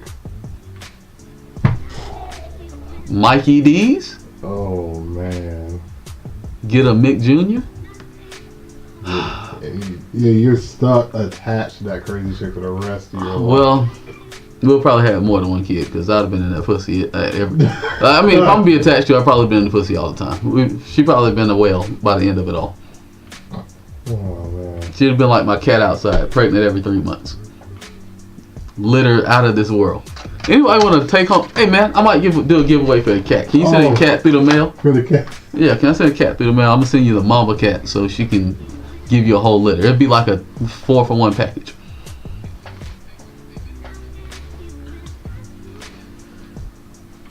Yeah, as I said, truth, this man was living dangerously. I should have been strapping up. Listen, man, I didn't give a fuck, man. I was crazy. I was 21, bro. I was tripping. I ain't got no dad. You know what I'm saying? My bad. I got a dad. My dad wasn't around. He wasn't telling me this shit. And as far as my mama was concerned, I'm still a virgin. So, you know, she wasn't giving a nigga a sex ed tip. She was telling me the Bible. You know what I'm saying? Mike, God don't like you doing that kind of stuff. Okay, well, that is not telling me about contraception, okay? It's only giving me a conception of what I need to be jumping into and see what's going on. You know, but you know, I was lucky, you know what I'm saying? You know, Okay. y'all make sure that does not happen. I know y'all in my chat, y'all are a pretty mature audience, you know what I'm saying? So most of y'all know, don't be fucking with that shit. You know, if y'all gonna do that shit, be safe. This is a new day. You know, that was way back in the day when they didn't have STDs. You know what I'm saying? Now, STDs are abundant, flourishing. You know, chicks got all kind of new baby traps. You know, them motherfuckers will suck your balls dry, spit that motherfucker into a container, and turkey baste themselves, and you'll be a dad, and you'll have to pay for that shit. You know what I'm saying? You don't want that happening to you. You know what I'm saying? But that's a topic for another day. You know what I mean? The turkey baster? Yeah. Oh, you never heard of turkey baster story? Oh, I have. The turkey baster. Just saying. That's a horrible thing to happen to a nigga, dog. Oh, yeah. No. And you chicks out there, look, don't be fucking around with these goddamn thuggy ass niggas. I know you want to be with them, you know what I'm saying? They glamorous and shit. Them niggas gonna get you killed or get you in jail. Or they're gonna have you be in a neighborhood hoe. This is what's gonna happen to you, okay? Niggas gonna have you stuffing all kinds of 8 balls up your pussy, carrying that shit across the border. When I say the border, I mean to Alabama. You know what I'm saying? They're gonna have you carrying that shit to Alabama. You got to pull that motherfucker out. You know, they're gonna have the dog sniffing you all at the airport and shit, bag dangling out the bottom. You know what I'm saying? Don't wear no skirts. It's just a bad look. They got mirrors. They're gonna put them on their feet. They're gonna look up the skirt and see what's going on. They see a plastic bag hanging out. They're gonna pull that motherfucker out. It's gonna be like you're giving birth. You don't want to fuck with it. All right. So, you know, just y'all be careful in these streets, man. Don't want y'all ending up like your boy MIC, almost fucking up. Yeah, like Don't do it to yourself. Don't do it. Like don't put your life in fate's hands like Mike did. Yeah, I'm lucky though. Where he was just rolling dice. Which one are you? Yeah, you don't want to do that. I was rolling the dice. Well, I was hitting jackpot all the time. That shit was ridiculous. I just can't believe that you 3 times you did this. Marty, I couldn't look, Marty. I would instantly be sad after I did it. Like it was like I do it, well knowing what I'm doing. Like, yeah, you know, fuck it. And then it would be like, why? Fuck. It'd be like, fuck.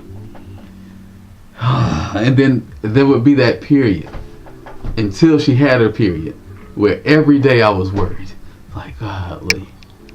Oh, what's gonna happen? Am I about to be a fucking dad? I'm fucking working at Turner Field selling pizzas. Shit's paying me fucking $29 a week or some shit. Shit was trash. You know, oh man, Marty. I don't even know what the fuck was I thinking. That shit was just too, I was too fucking dumb. I don't know what you were thinking. Oh man. Bro, I don't know what the fuck I was on, man. I was really tripping, man. Niggas be out here just doing that shit for fun, too. Niggas be out here, like, having 13 and 14 kids, 10 baby mamas. I'm like, first off, that's a nigga dick must be long as the Soul Train line. I mean, come on, bro. What are you doing to let... maybe he just ain't telling chicks he got 13 kids. Maybe that's what it is. Because I can't see the woman that's like number 12 being like, how many kids you got? Oh, baby, you know, I got, you know, I got like 10 kids, 11 kids. You got 11 kids? Yeah, but, you know, it's cool because it's for like 10 different baby mamas. So it ain't nothing, I ain't never sleep with none of them twice. You know, we ain't got that kind of relationship. I'm only here for you. I don't know what kind of chick falls for that. The only way I see a chick falling for that is he tells her that bullshit, and right as she's about to walk away, nigga stands up, drops his drawers, and dick fall out like John Henry just chopped down a tree. You know what I'm saying? No, Paul Bunyan chopped the tree down. You know what I'm saying? He's just like, and it make the sound when it hit the table. And then, you know, she's just interested at that point, because women like a challenge. Don't ever let nobody tell you, if a chick tell you she would not fuck with that shit because that junk's too big, 9 out of 10 times she's lying. She's just trying to make a nigga feel good about his life, okay? Because in actuality, them chicks is going to see that and be like, I wonder if I can handle it. And then guess what's going to happen? Kid number 12. Kid number 13. Kid number 14. That's her. The worst. Oh man, I'm thankful that I've never had any of those experiences. Marty, ain't nothing like it, Marty. Man. You ain't lived. Baby scare? Oh man. You haven't lived till you had a baby scare. Yeah, you ain't lived till you had a baby scare. Until your heart has almost stopped. Oh my god. You almost had a heart attack. Yeah. You gotta goddamn live that life. I actually got a chick pregnant. You wasn't around then. This girl named Mary that used to live with me. And she had the kid, a little kid. And shout out to Mary. I know you ain't watching, but shout out to you anyway. We had fucked like 8 times in one day or some shit. We was trying to set records and shit. We only had 1 condom, so you know that we had 1 condom. So you know we didn't use that motherfucker all 8 times. You know what I'm saying? We used it the first time, and you know 2 through 8. Oh my god. Was goddamn raw dog McGraw, you know what I'm saying? And so she ended up getting pregnant. But it's like she didn't know, and then she found out and she told me. But then she had a miscarriage like in 2 days. We was down at Underground and we got off the train. And she's like, oh, my stomach hurt. I gotta go to the bathroom. And she went to the bathroom. She came back out the bathroom and she's just looking kind of sad. And I was like, what's wrong? You know what I'm saying? You know, she's like, it was like some yolky stuff in the bathtub. I mean, the toilet. And I was like, okay. I didn't know what the fuck. I didn't know the shit about a miscarriage. I knew they existed, but I didn't know, like, oh, if your girl goes to the bathroom, she comes back out holding her stomach, and there was blood, and there's supposed to be a baby's in the toilet. You know, I didn't know that's what that meant. I was like, oh, okay, well, yeah, you can just go to the doctor. But, I mean, it was 2 days. I didn't even get the shock factor. When she told me, I was just like, oh, okay, I don't even know if this shit is true. You know, because she was about to get kicked out of the house. So I didn't even know if the shit was true. You know what I'm saying? But then, you know, it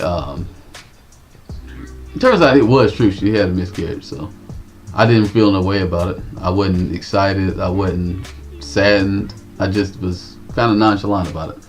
And it's like, oh, okay, I guess I have to take care of that. But I seen her not too long ago. Probably like last year, maybe. Really? Still looking good. And I don't know if this happens to everybody else. Like, to me, it's like I always see my ex-girlfriends around somewhere. And the spark just don't never go nowhere. I mean, I still talk to most of mine, so. And that I gotta cut out sometimes. Like, if I talk to them, somehow the relationship is getting rekindled. So I just learned that I cannot talk to them. But if I see them, I am trying to get the draws. I act like I only want to make sure that the number is the same, but I'm trying to get the draws. Unless I'm in a relationship, because I'm a monogamous type nigga. Yes, dude. No, well, Intelligente, she might have been pregnant longer than that. When she told me she was pregnant, that happened 2 days afterwards. Yeah.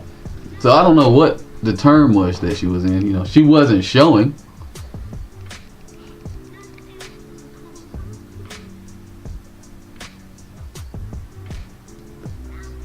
But yeah, you're right, Darius. It's got kind of dark real quick. No, there's plenty of light in here. Yeah. Gotta listen, man. You can't take that shit to heart. I didn't. You know what I'm saying? I mean, I can't. It's not my situation. Yeah, listen. Y'all don't need to be dark. Okay? Y'all need to be very happy your boy is able to sit here in front of you and pay for the lights, because I ain't paying no damn child support. You know what I'm saying? Although I do realize that after being with so many chicks that got kids, that'd probably be a pretty good dad.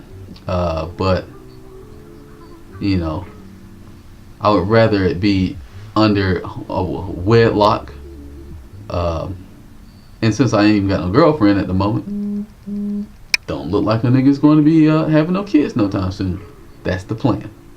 Now, if they already there, I told Marty I would rather the kid be like, 3 years old, so I ain't got to go through the potty training shit. But they're still young enough to not remember their dad and only remember me as their dad, so they won't have to hit me with that line, "You ain't my daddy." Like, no, I'm the only daddy you ever known in your life. Okay, we ain't the same color. You got damn dark as Shola. But it's cool, you know what I'm saying? Your mama got damn light skin, you dark as Shola, and you see what color I am. But guess what? I'm your goddamn daddy. How about that shit? That's the plan. Wait till I'm financially stable. That's what I'm doing, bro. You know what I'm saying? I don't fucks around. That was when I was like 21, 20 shit. You know what I'm saying? I don't fucks around no more, brother. We got all the condoms. Listen, we got condoms to the point where, did she tell you she allergic to goddamn latex? Got the lamb skin. She tell you she allergic to the spermicide? Got the dry. You know what I'm saying? She say she's allergic to goddamn she don't like the way that goddamn it feels she need the rich kind. Got 'em. You know what I'm saying? She says she only likes the flavored kind because the regular kind smells weird. All the flavors. Got one look like a tuxedo. You know what I'm saying? Real deal. Keep the motherfuckers on deck.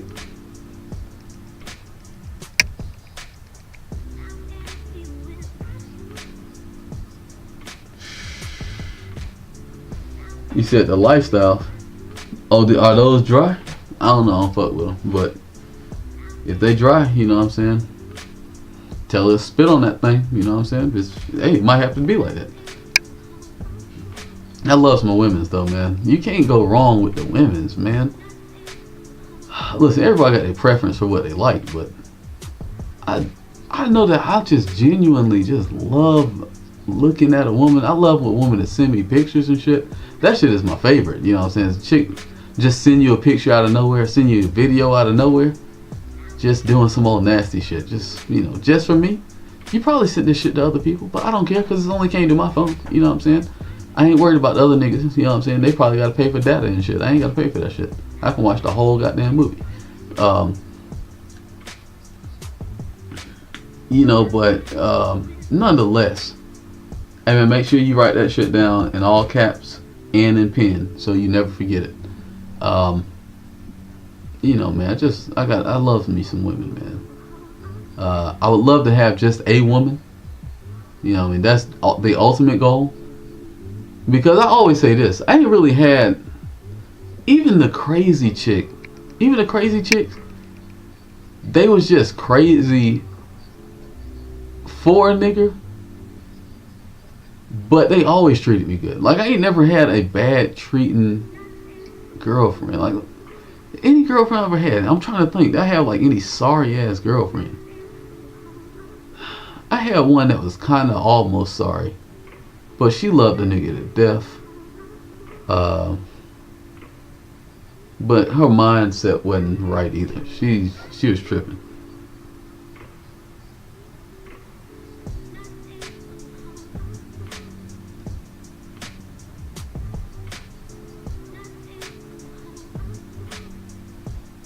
Oh no, listen.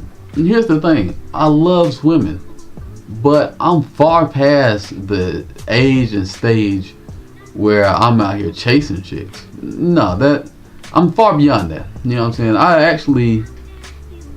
I love women, but I don't really fuck with a lot of women like that because I'll be in my house all the time. I'm not out here chasing the tail. You know, that's long ago. Your boy MIC is way past that shit. You know what I'm saying? I'm learning combos with knock this now. You know what I'm saying? You know what I'm saying? While I got chicks calling my phone talking about knock this pussy out. You know what I'm saying? It's just, you know, it comes when it comes.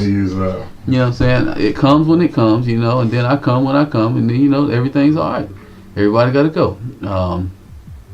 But I'm just saying, like, I just love a woman, like the physique of a woman. I love face, smile.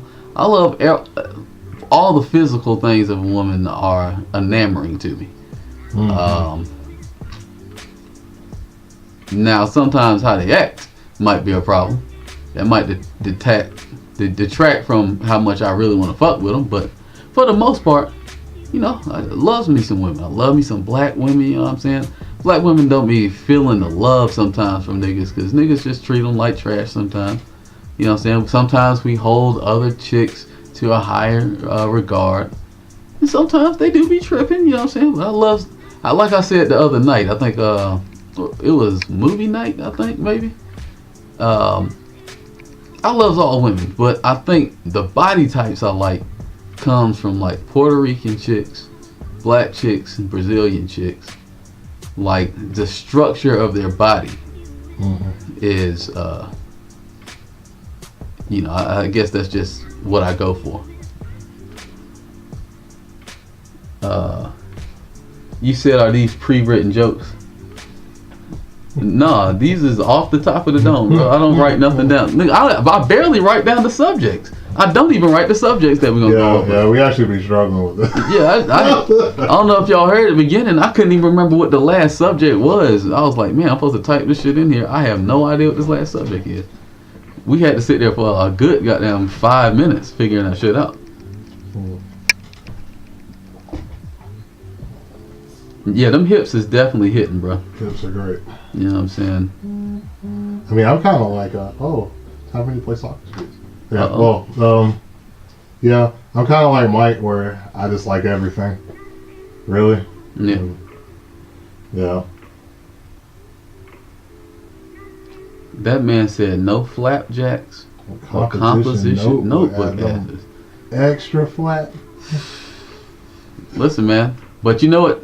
The composition notebook ones, them will really get you. Because them shits look like the little 3D patterns that used to be in the newspaper. Y'all might be too young. Optical illusion. Yeah, them optical illusion asses. Them shits in the right pants, the motherfuckers look like they fat as a motherfucker. The cheeks look like they glaring 3D objects. Actuality. See, that's where people gotta be careful too. Oh yeah. They cut you off with like yoga pants. And jeans. Mm-hmm. Yoga pants and jeans. Like those two has some people being like, God, I gotta go talk. And I'm like, I don't know. Like, you might get goddamn ass cheeks be like this damn camouflage pant, this goddamn camouflage controller. You know what I'm saying? You think it's one thing, that shit will not be what you thought it was when them pants come off. You know what I have not experienced? That I don't even know how I would act. What if I got with a chick, she had ass pads? I don't know how the fuck I would act when she dropped her pants and two big ass silicone booty cheeks fell out. What would I do? Because it's not like I'm going to see that and be like, you know what, man, I don't even want to fuck no more. I'm going to probably still want to fuck. But am I going to think about that while I'm hitting it from the back? Knowing me, I'm wild. I might tell her to put the ass cheeks on her. Like, let me get the silicone ass cheeks and lay them on her back or some shit. You know what I'm saying? No. I'm wild, man. I done did all kind of crazy shit. I had the Darth Vader mask on, hitting the chick. You know, that was pretty fun. You know, it's just chicks be getting away with everything, man. We need to talk about makeup one of these days. Like, makeup. No, we can definitely have a whole topic on the that. ultimate deception. Mortal Kombat. You know what I'm saying? That there, it junk is so crazy to me that makeup is a standard thing and we as dudes just accept that shit. Now, I understand some chicks just do it because they like to do it. Ain't nothing wrong with that. No. You know, some niggas comb their hair because they like to get it Gucci. I don't particularly do that shit. You know what I'm saying? I wash this shit and then I just let it grow. You know, so the shit gets nappy, I just go get it cut off. That's just how I roll. You know what I'm saying? This shit is only impressive when I get my hair cut for that day for like 4 hours. Then after that, haircut no longer worth anything. Yeah, see, like that's the main thing. That's the main thing, Count, man. Like you said, until they said makeup is sorcery. Like, it is some kind of magic spell. Like when they have videos of the girls stripping the stuff off, or it's like when they wake up and then they put it on, they look like completely different people. Like I'm talking like just a whole nother person. Not necessarily whether like they look more attractive or not. Just like they just look like somebody that's different. I'm like, man, this doesn't even look like you're the same person. That's crazy to me. Like that's absolutely crazy to me. Wax on, wax off, nigga.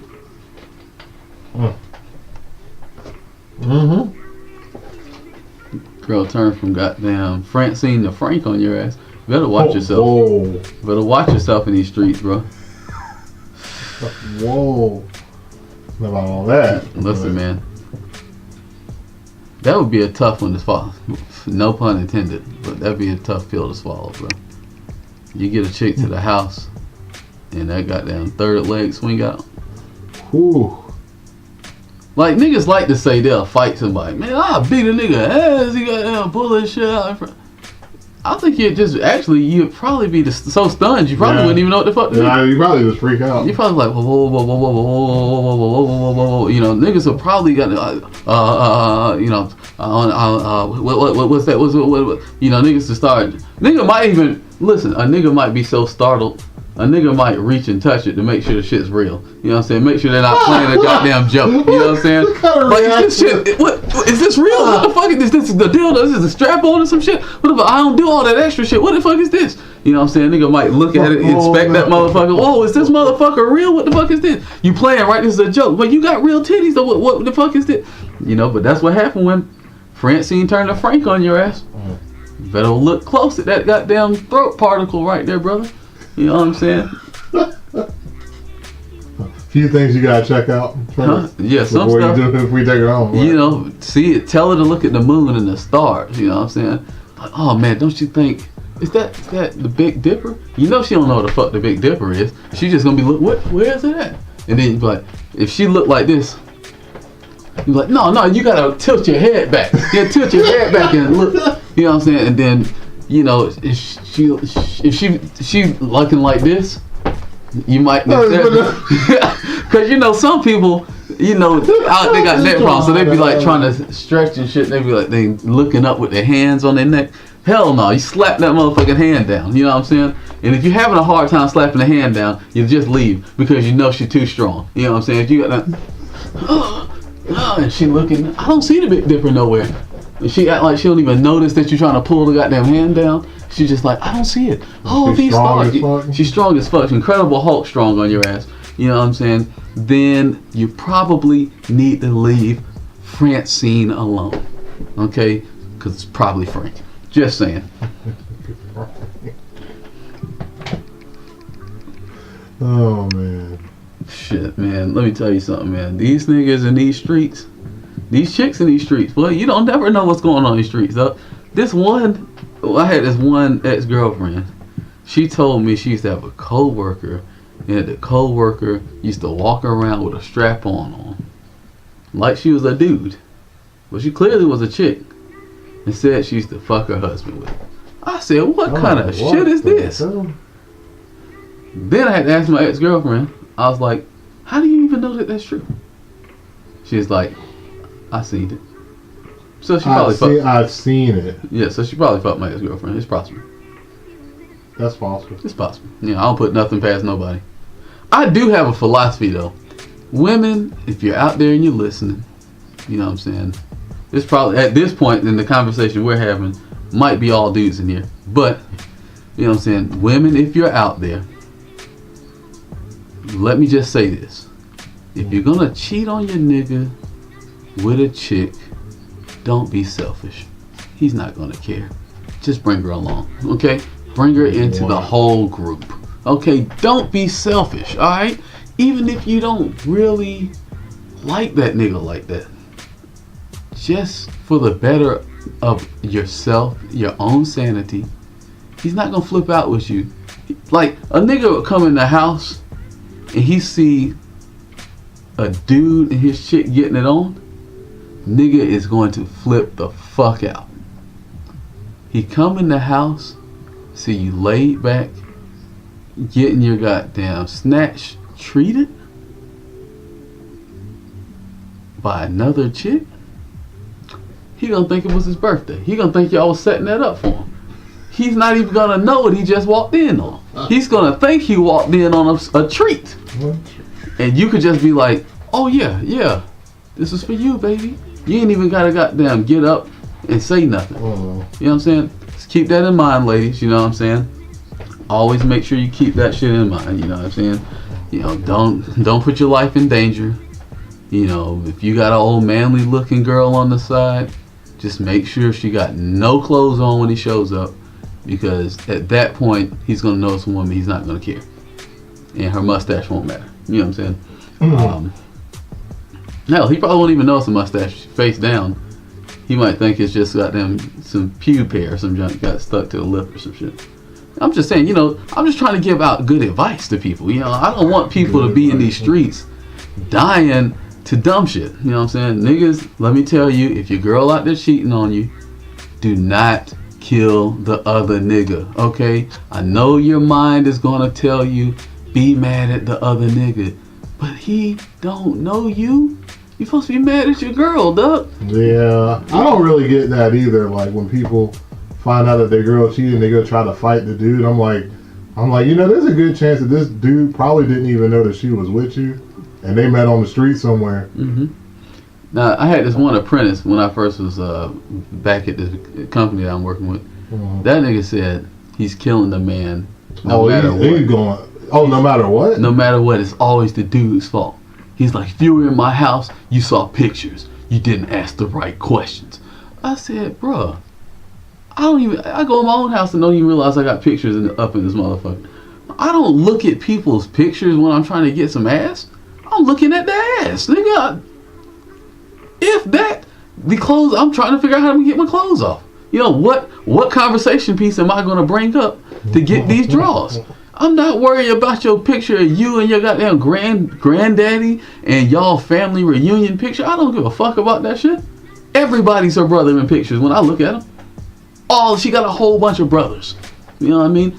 She got no husband, as far as I know. A lot of little nephews and nieces. I don't know she got kids. She didn't tell me she had kids. You know what I'm saying? I'm just trying to say,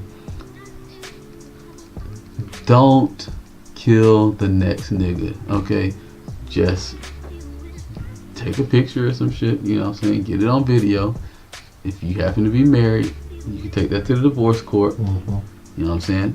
You can restrict the amount of goddamn cash she's gonna drag out of your bank account, because if you don't, your ass is gonna be broke. But in any event, you know what I'm saying, just departing a little bit of knowledge, man. If y'all got some questions, you know what I'm saying, we're gonna take a little Q&A from y'all. Yep, Q&A time, people. Anything you want to ask me or this man, Big Chocolate nigga, you know what I'm saying, make sure y'all go ahead and throw them questions out there. It could be about anything, Yeah.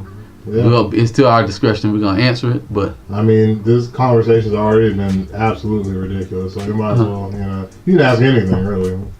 Yeah, I mean, yeah. Don't ask for my goddamn address. I mean, unless you're a bad one, then I'm gonna have to hit you up you can hit me up in the whispers. You know what I'm saying? The DMs. Hit me in my DMs. Hit me in my Twitter DMs. Send me a picture. You know what I'm saying? So I know you're real.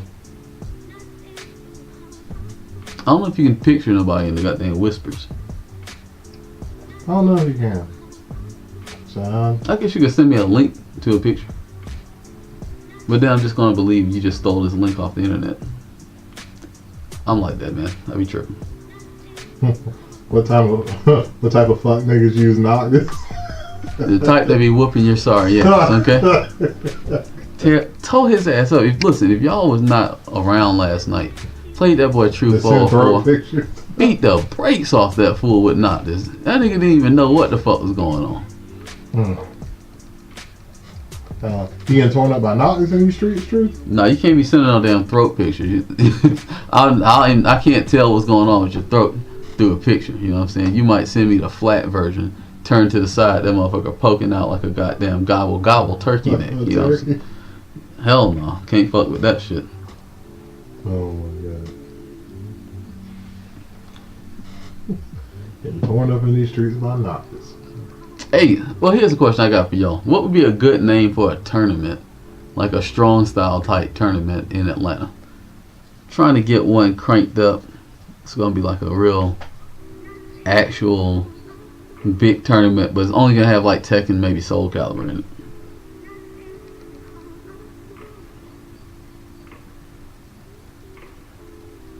Iron Fist? Okay, that might be something dope. Oh shit. I might put that on a poll and put it on final right? Big Chocolate Fist 2018. I mean, it's not my tournament, so so I'm just saying, like, people are gonna look at that and be like, what the hell? Freaknik? Oh shit, we bringing Freaknik back? If I could bring Freaknik back, I would definitely. That story about me almost getting somebody pregnant would turn into Marty. I got somebody pregnant. Yeah, right.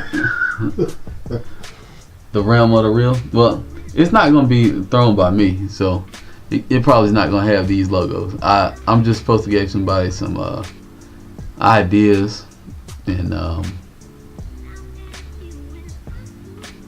yeah, I don't know.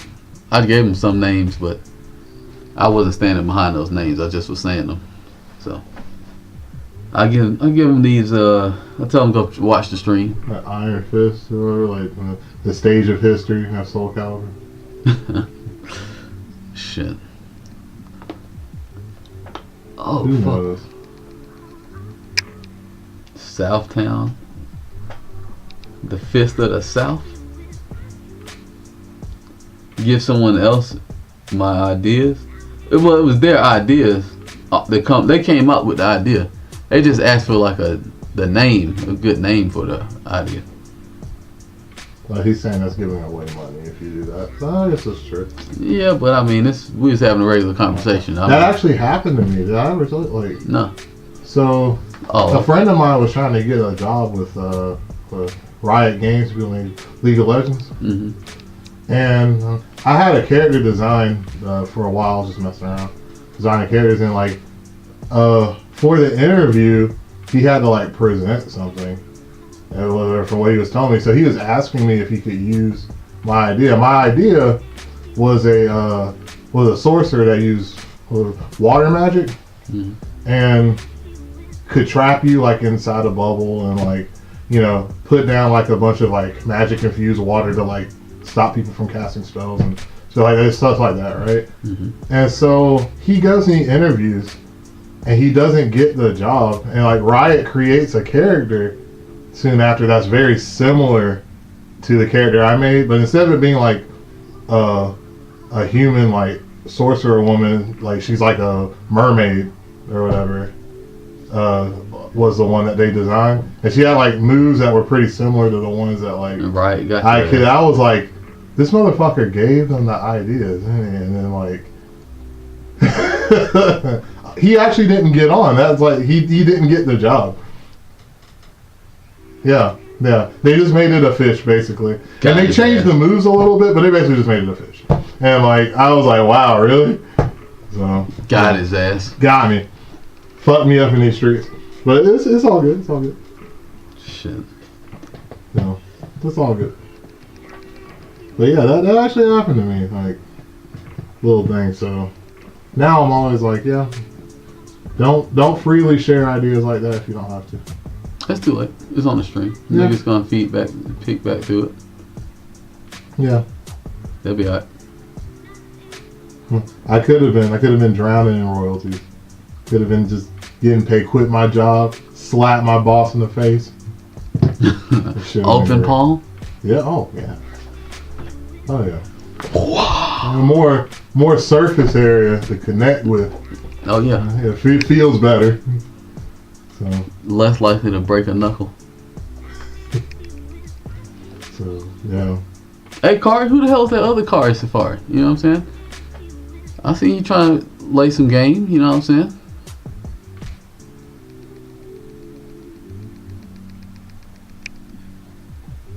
I'm not using my stack of money to slap nobody. I'm sorry. Nigga might run off with my goddamn cheese. What them shits drop?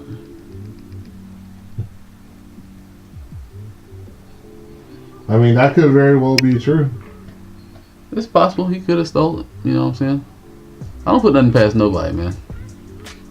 They let Ludacris in the game. Who knows who else could be in the streets? You know what I'm saying? Oh man. Whoa. Kari, you gotta let me know who your mom is on social media so I don't offend you by goddamn hollering at your mom. You know, I like older women, so. Oh no. So you gotta let me know. You know? I don't expect, you know, because I don't do things like expect that somebody's mom is on social media. Because everybody I know, I'm thinking their mom is like 50, 60 years old. Why would they be on Twitter? But I be forgetting, I do know some young people whose mom is probably like my age, maybe only slightly older. Probably slightly older. Mm-hmm. Yeah. I don't want to be rolling up on somebody's mama on the Twitter, you know what I'm saying? You know, I'll be like, hey, you know, what's going on with you, baby? And then come to find out she calling me daddy and shit. And then, you know, she be like, oh yeah, you come by the house and shit. I come by the house. And as I'm driving down the street, I see this nigga Kari Safari pulling out. Oh no. You know what I'm saying? I see him pulling out the cul-de-sac and shit. And he's like, goddamn, yo, Mike, what's going on? I was like, oh, nothing, man. I just got this freak. I got them. Finna go holler at this freak down the street, man. She stay over here, man. You stay over here? He's like, yeah, man, I stay down the street, man. You know what I'm saying? That's cool, man. Well, I'm just going up the street to get something to eat, man. I'll call you. You gonna be in the area? I was like, yeah, man. Yeah, I'll be in the area, bro. You know, just hit me up when you get back to your house and shit. I come slide by there and shit. Then I go in there, I pull into the driveway and shit. You know what I'm saying? I'm standing outside. Because chicks they always want you to come by a certain time. Motherfuckers don't never be ready to come to the goddamn door. So then I'm like, man, fuck, man. It's been fucking 25, 30 minutes and shit. Actually, it's not going to be that long. I've been went to sleep. But it might be like 5 minutes. That shit feels like an eternity inside the car when you waiting on some guts. So now I go to open the knocking on the door and shit. And, you know, I'm in here, goddamn. I'm like, oh, you play PlayStation. You got streaming equipment and shit. Oh, that's what's up. That's cool. You know what I'm saying? I just see my homeboy down the street. You just never make that connection. You know what I'm saying? You know, I see my homeboy down the street. Actually, he live over here. You know, I do streaming and shit. She's like, oh yeah, that's what's up. That's what's up. I know. I follow you on Twitter. I see when you going live. And I was like, oh yeah, man, yeah, you know, I know you know what's up. I know you be following me and shit. You know what I'm saying? I followed you. You know what I'm saying? But I ain't no stalker. You know what I mean? And then she was like, yeah, you know what I'm saying? So just come on upstairs. You know, I'm an older lady. I just want to get serviced, and then my son, he'll be back soon. So I don't want to make too much of a ruckus, you know, but he's grown. He do what he do. He understands mama likes to play, so on and so forth. Whoa. Next thing I know, I come downstairs and I see this nigga Killmonger sitting at the bottom of the stairs doing the ceremonial goddamn hoo. And then I gotta throw this nigga Kari Safari off a cliff. I don't want to have to do that shit. You know what I'm saying? So, you know what I'm saying? So, you know, I'm just saying, bro, you just gotta let me know. Hit me up in my goddamn DMs. Be like, listen, man, this is my Dukes. Do not fuck with my mama, because I don't want to run up on nobody's mama, man. Oh, that would be, oh my god, I couldn't imagine the awkwardness of that situation. I couldn't even. Some people be having fine mamas, too. That shit is the worst. I had one homeboy. His mama was super fine. But fortunately for me, two things. One, it wasn't somewhere that I was going to activate. I could run into like a whole lot. So it's not like I was ever going to be at this person's house a lot and keep running into their mama, and then, you know, by some means of I don't know, familiarity, we end up in the house together by ourselves. Like, it was just not going to happen. That was A1. Well, 1A, I should say. 1B being,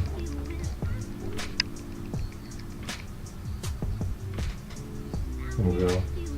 there's only really, I would never fuck nobody's mama that I know. Okay. Not intentionally.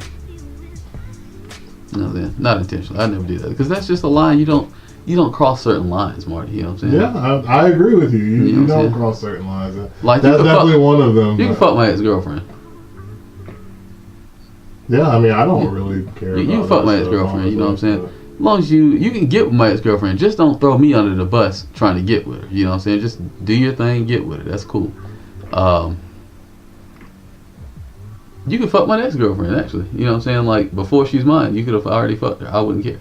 You know what I'm saying? If she don't care about it, she don't feel like she got passed around by the homies, you know, if she's cool enough, I already know she got hit by, you know, she got hit by more dicks than a dead roadkill got ran over by tractor trailers. So, you know, that shit just happens.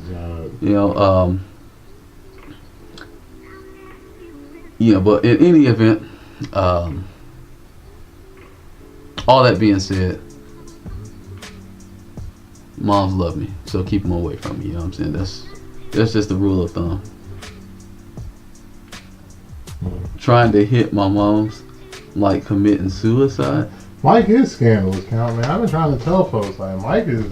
I'm not scandalous. Mike is wild in these streets. I'm wild. He used to be wild. I'm wild, but I ain't scandalous, man. Listen, I have much respect for people. You know what I'm saying? Now, what happens when I don't know is a different story. Like, if I just did not know your auntie was the finest thing on the streets, you know what I'm saying? And I'm parading around, she's sending me all kind of nudes and shit, And then I'm like, man, look at this shit, bro. God damn, I can't even share this with you, bro. This shit looks great. And then you be like, damn, what's her name? And, you know, then I'd be like, I don't know. She sent me this photo, like her in a goddamn doctor outfit. You know what I'm saying? And then you find out your auntie is who it is. You know, and it's like, oh well. That's extra awkward. Like I wouldn't even know.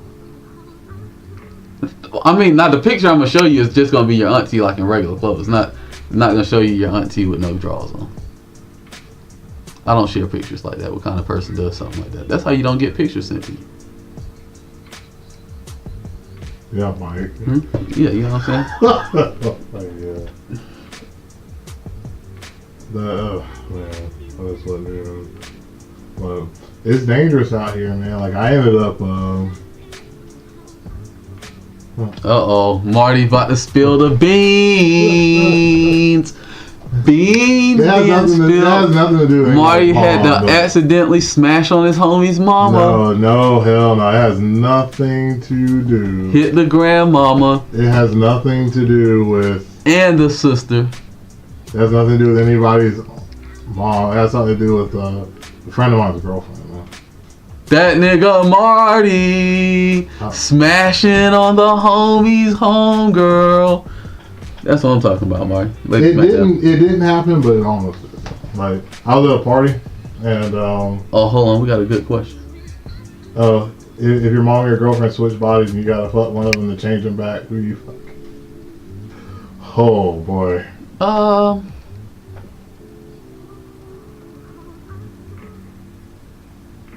That's all awkward either way. Well, it depends on if I'll do my mental gymnastics and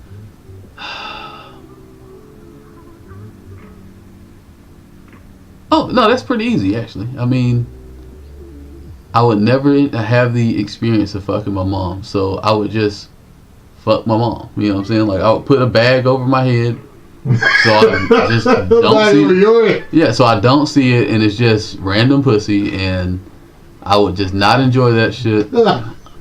I don't know what fucking her means though. Like, do I just need to slide inside and slide back out, and then it's over? You know, is it like unsheathing a sword?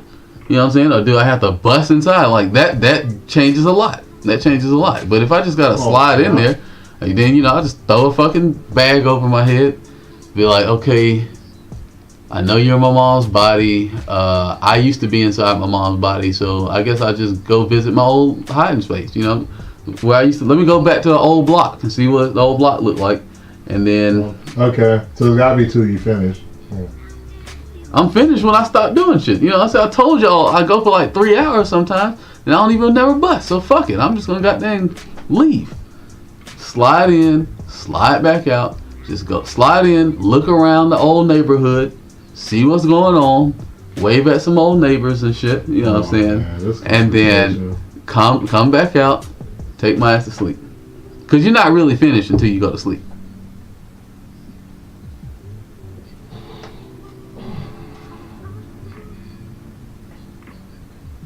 Well, I think that's it for the stream, right? I think we can go ahead and close out on that one. That was horrible. Slide in, ain't no returning. I slid out that motherfucker, you know what I'm saying? Head first. Going back in that motherfucker head first. Oh. Just not gonna look. Oh, God. I'm saying, if you got your eyes closed, pussy is just pussy when your eyes are closed. Oh, man. You know, then at that point, it's wherever your imagination takes you. So you might think you're fucking Minnie Mouse or some shit. You know what I'm saying? You might just think you're fucking... I don't know which is worse, like the mental image or like the fact that you're trying to rationalize it. I'm saying, I've already rationalized it. It's not a hard decision. Because here's the thing, right? If I go fuck my girlfriend, then my mom has the experience of getting fucked by her son. Yeah. If I fuck the girlfriend inside of my mom's body, I can just bypass ever fucking my mom by closing my eyes or some shit. You know, by just not, you know, by just not, because you're still doing. I'm saying, but at that point, if I'm not seeing anything, if I cut the lights off, You know, hey, what's up? at Nice that, one.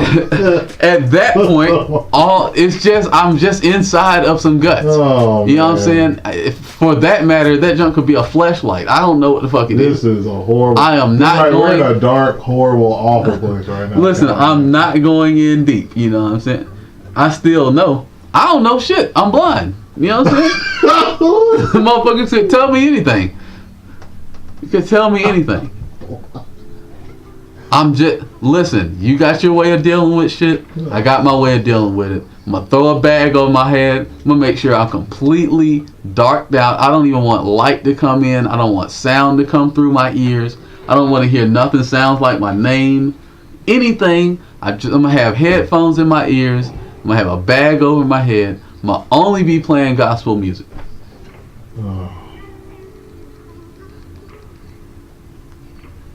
A hole in a heartbeat?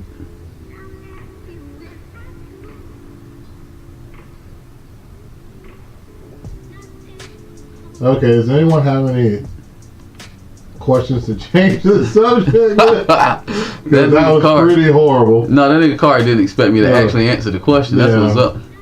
Listen, man, I'm going to answer all that shit. Splinter, shut your ass up. Fucking Splinter. See, Splinter's even getting sick off that shit. You said by that logic, why check the throat? Whoa. No, because that right there is a violation. Okay. Oh, that's a violation. I'm trying to save a life. You know what I'm saying? I'm trying to save lives. When it comes down to, like, it's my mom, my girlfriend, you put me in a horrible situation, but I want my mom to live her life. You know, I want to keep my girlfriend if I like her. You know what I'm saying? You know, this is just that's really a layup. Like, is it going to be, I mean, I say a layup, because it's not, it's just like the common denominator to the issue is, listen, it's either you live with the idea of you fucking your mother and your mother experiencing getting fucked by you, or you just act like you're a baby again and you're practicing coming out and you're just trying to go in, come back out. You know what I'm saying? You have your eyes closed. Do not look at your mother. Do not let any sounds in. Just black out and do the job. Make it happen. Man, this is why I need an actual mixer so I could have a dump button. We can just dump this whole part of the conversation. Yeah. See you later, Truth. I don't blame you, man. This has gone horribly wrong. Horribly wrong. Are you planning on are you playing on PC Satanic Bambi? Because I think you got to restart. Questions reveal the true nature of a person. I would rather a question not be this one that was asked. So. Yeah. Card is making my night more difficult than it needs to be. Hey man, listen, every car is always going nuts in the chat, man. I think that might be a PC thing. You might have to restart your Steam, I think, and restart your Tekken. I think I heard people having that issue. I'm not exactly sure though. I'm not answering the question. Like, I don't know. I'm not answering it. Marty sidestepped that thing like running too. Boy, you better watch yourself. No, man, I just parried the running too. Oh yeah, that's right. You play with goddamn Jen. Yeah, you play Jen. You be cheating. Cheating. Shit, man. No, yeah, I'm not answering that. So y'all ask me anything, I'm liable to give you the answer you don't even want to hear. Yeah, you really are. Yeah, they're just going to deter you from asking them questions, or I'm just going to come up with the most wild story I can think of. All of this stuff is off the cuff. You ask me that tomorrow, it's going to be a different story, whole nother perspective. Just the entertainment. But AKA your girlfriend in your mom's body. What? Oh, he trying to help somebody out with some shit. I might cancel next week's Let's Talk Tuesday. We might need to. Sure, yeah. Oh man. No man, listen. Let's Talk is a staple here, man. I appreciate y'all always coming out here kicking it with your boys. I always have a great time. Y'all be acting up in the damn chat. Marty be over here acting up on the goddamn microphone. You know what I'm saying? Always having a great time. It is 11:30. Y'all do know I gotta go to work early in the morning. I would love to continue chatting, but I had to go in here and lay down. Yeah, I go and like. Marty gotta drive 3 hours. Bleach. You gotta drink some bleach. Yeah, it's like now you'll be alright, bro. myself after this conversation. Marty, you have no reason to drink the bleach. If anything, I'm the person they gonna clip and put that shit on Twitter. You know what I'm saying? And it's like this. That's definitely not my answer, MPO. Thank you. That is definitely not my answer. Like I said, fuck that shit. I'm not doing neither one of them motherfuckers. Like, y'all niggas will be stuck. Y'all stuck like Chuck, man. Can't do nothing, man. Can't do nothing about it. Sorry. So they're gonna eat some Tide Pods. Yeah, Tide Pods are a good answer. Oh shit. God. Y'all are wild. We're wild. Huh? Oh, I'm just entertaining. Y'all, you know what I'm saying? I'm entertaining. Oh crap. But I gotta goddamn get this sleep, get up early in the morning. You know what I'm saying? Drive home. Marty got to drive through all that fucking downtown, fucking cops down there and shit. Make a nigga salty. Yep. I just wish someone had asked a better question. I'm salty. Okay, we're gonna have to cancel Ask Me Anything at the end of the session because y'all don't be having no real questions, so I'm done. Oh shit. We don't have to cancel this mess. I'm straight done.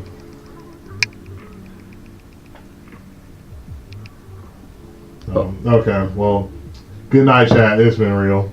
Edgar Marty is checked out like when y'all make me listen to Ludacris. I'm so checked out of this. When y'all make me listen to Ludacris, y'all done did it to goddamn. Y'all done did it to goddamn Marty. See how I felt, Marty? I felt worse. How? How did you feel, you don't, man? Ludacris, man. You don't understand. You just don't understand. That nigga Ludacris. That nigga turns the mood all the way the fuck down, Marty. I don't even think I did credits that night. I was so salty. You might not have done credits. I don't remember if you did. I was extra salty when they put that Ludacris on, boy. That nigga right there. That shit felt horrible.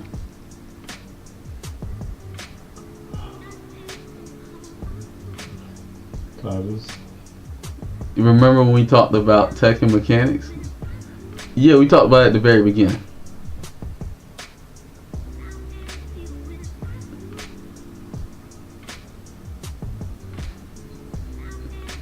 Nah, if Luda took my girl, then she wasn't my girl to begin with. Okay, she was always with that nigga.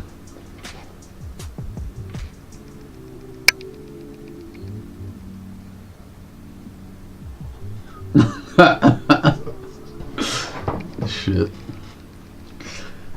Oh man. Alright, well I'm about to close it down, man. If anybody's new is here, stay locked. Don't go nowhere. Everybody stay locked really, because I'm gonna host somebody coming up. Y'all can actually tell me who y'all want me to host. I'll leave that up to y'all's discretion. Y'all know what y'all want to see. Let me see who all is. Let me see who all is live right now. Let me see. I don't know who none of these people are. Alright, I guess I'm gonna just put y'all on this one stream. Alright, it's been real, y'all. Keep it real. Yeah. Always enjoying myself here, even if y'all getting crazy with the goddamn questions. You know, I embrace all that shit. It just make me laugh. I have a great time with this shit. Y'all managed to weird the nigga Marty out. Even funnier. Shut up. Oh, Marty didn't think about that all the way to the house. that was I can't terrible. believe what my goddamn co-host be talking about. This nigga's crazy. But in any event, I had a real good time. Till next time, peace. Yeah, bye.